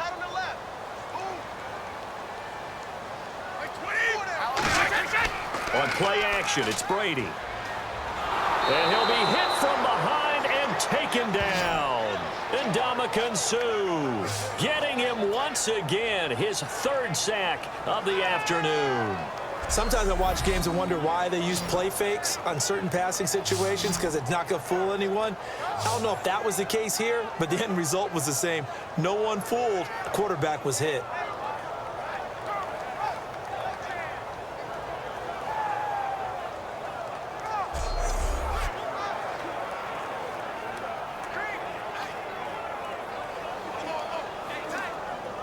Ninth play of the drive now on 3rd and a country mile.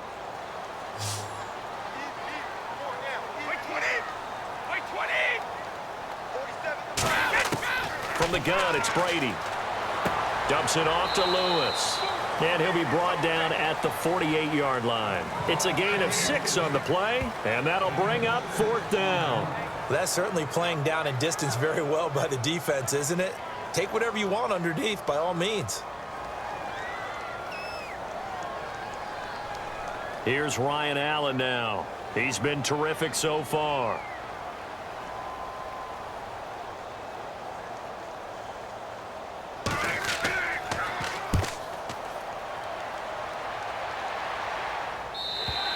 And that is much too long. That's into the end zone for a touchback. So now here come the Dolphins. And they were able to punch it in the end zone last time. They'll be looking to do that again here for the defense. Obviously, they'll be looking to stop them from punching it back in the end zone. It always is punch, counter punch, isn't it? And which team has the advantage? Well, let's just go back. Last time on offense, they rolled downfield, got into a good rhythm. You can see a little more bounce in and out of the huddle. You can see the sideline really get into the game. So defensively, you're thinking to yourself, how do we take that away from them? How do we get the advantage back? Let's see what they come up with. I think pressure is always the first way to go. You love pressure. I love it. We'll see if they dial it up this drive. And a short gain there as he'll get it up only to about the 24. Illegal block in the back. Offense.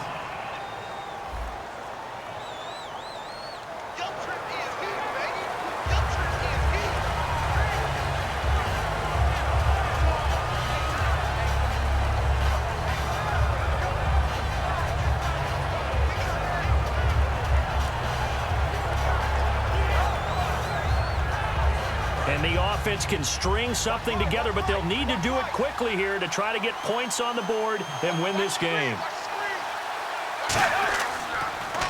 Now it's Ajayi. Ajayi hit. He lost the football. And it's picked up by the Patriots. And his guys are going to take over at the 21-yard line. Well, so much for the 4-minute offense. They were trying to reduce the clock, get in position to win the game, and leave no time for them to come back and catch them. And guess what? They turned the ball over. Yeah, I mean, they had it all set up for themselves, and they let it get away. Back out for another drive comes LeGarrette Blount. And there are the numbers. Got off to that torrid hot start. We thought he was in for maybe a career day. Not the case. No doubt about it. It almost looks like a misprint after what we saw in the first half. But let's give a little bit of credit to the guys on our side of the ball. They went in at halftime, made a few adjustments. And you know what else? They didn't lose their confidence in their ability to play. Because a lot of times you get beat down in the first half. It gets ugly in the second half. They've come out with a new resolve and a renewed determination. And a great spot to start this drive from here. Wait, 20! Now Blount. Looking for a cutback lane, but nothing there as he's met at the line of scrimmage. Tackle made there by Kiko Alonso.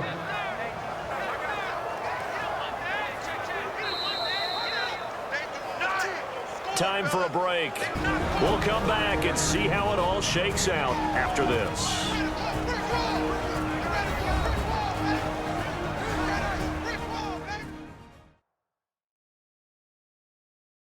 So the Patriots with a football as we get you reset. They've got a second down now as they search for a score to break this tie.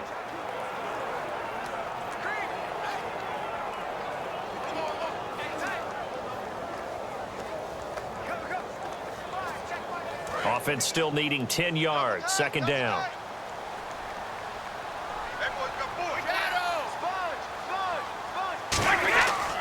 They'll run again with Blount. And this one goes nowhere. Losing yardage back at the 22. And they'll lose a yard that time, and that's going to lead to a third down. Brandon, there's no doubt the defense has to be excited after stacking up back-to-back running plays. But I still remember my old coaches saying, after you've had some success, you better be careful. They might have an answer for you. So make sure you watch your keys, play your techniques, and don't get overconfident. Offense needs 11. Have to think pass here on third down.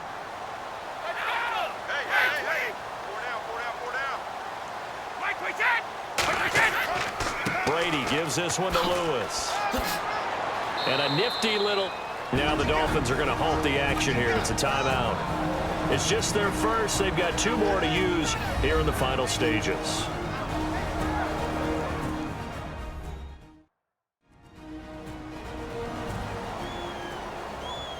So a defensive timeout, chance to regather, regroup, and get set as we resume action.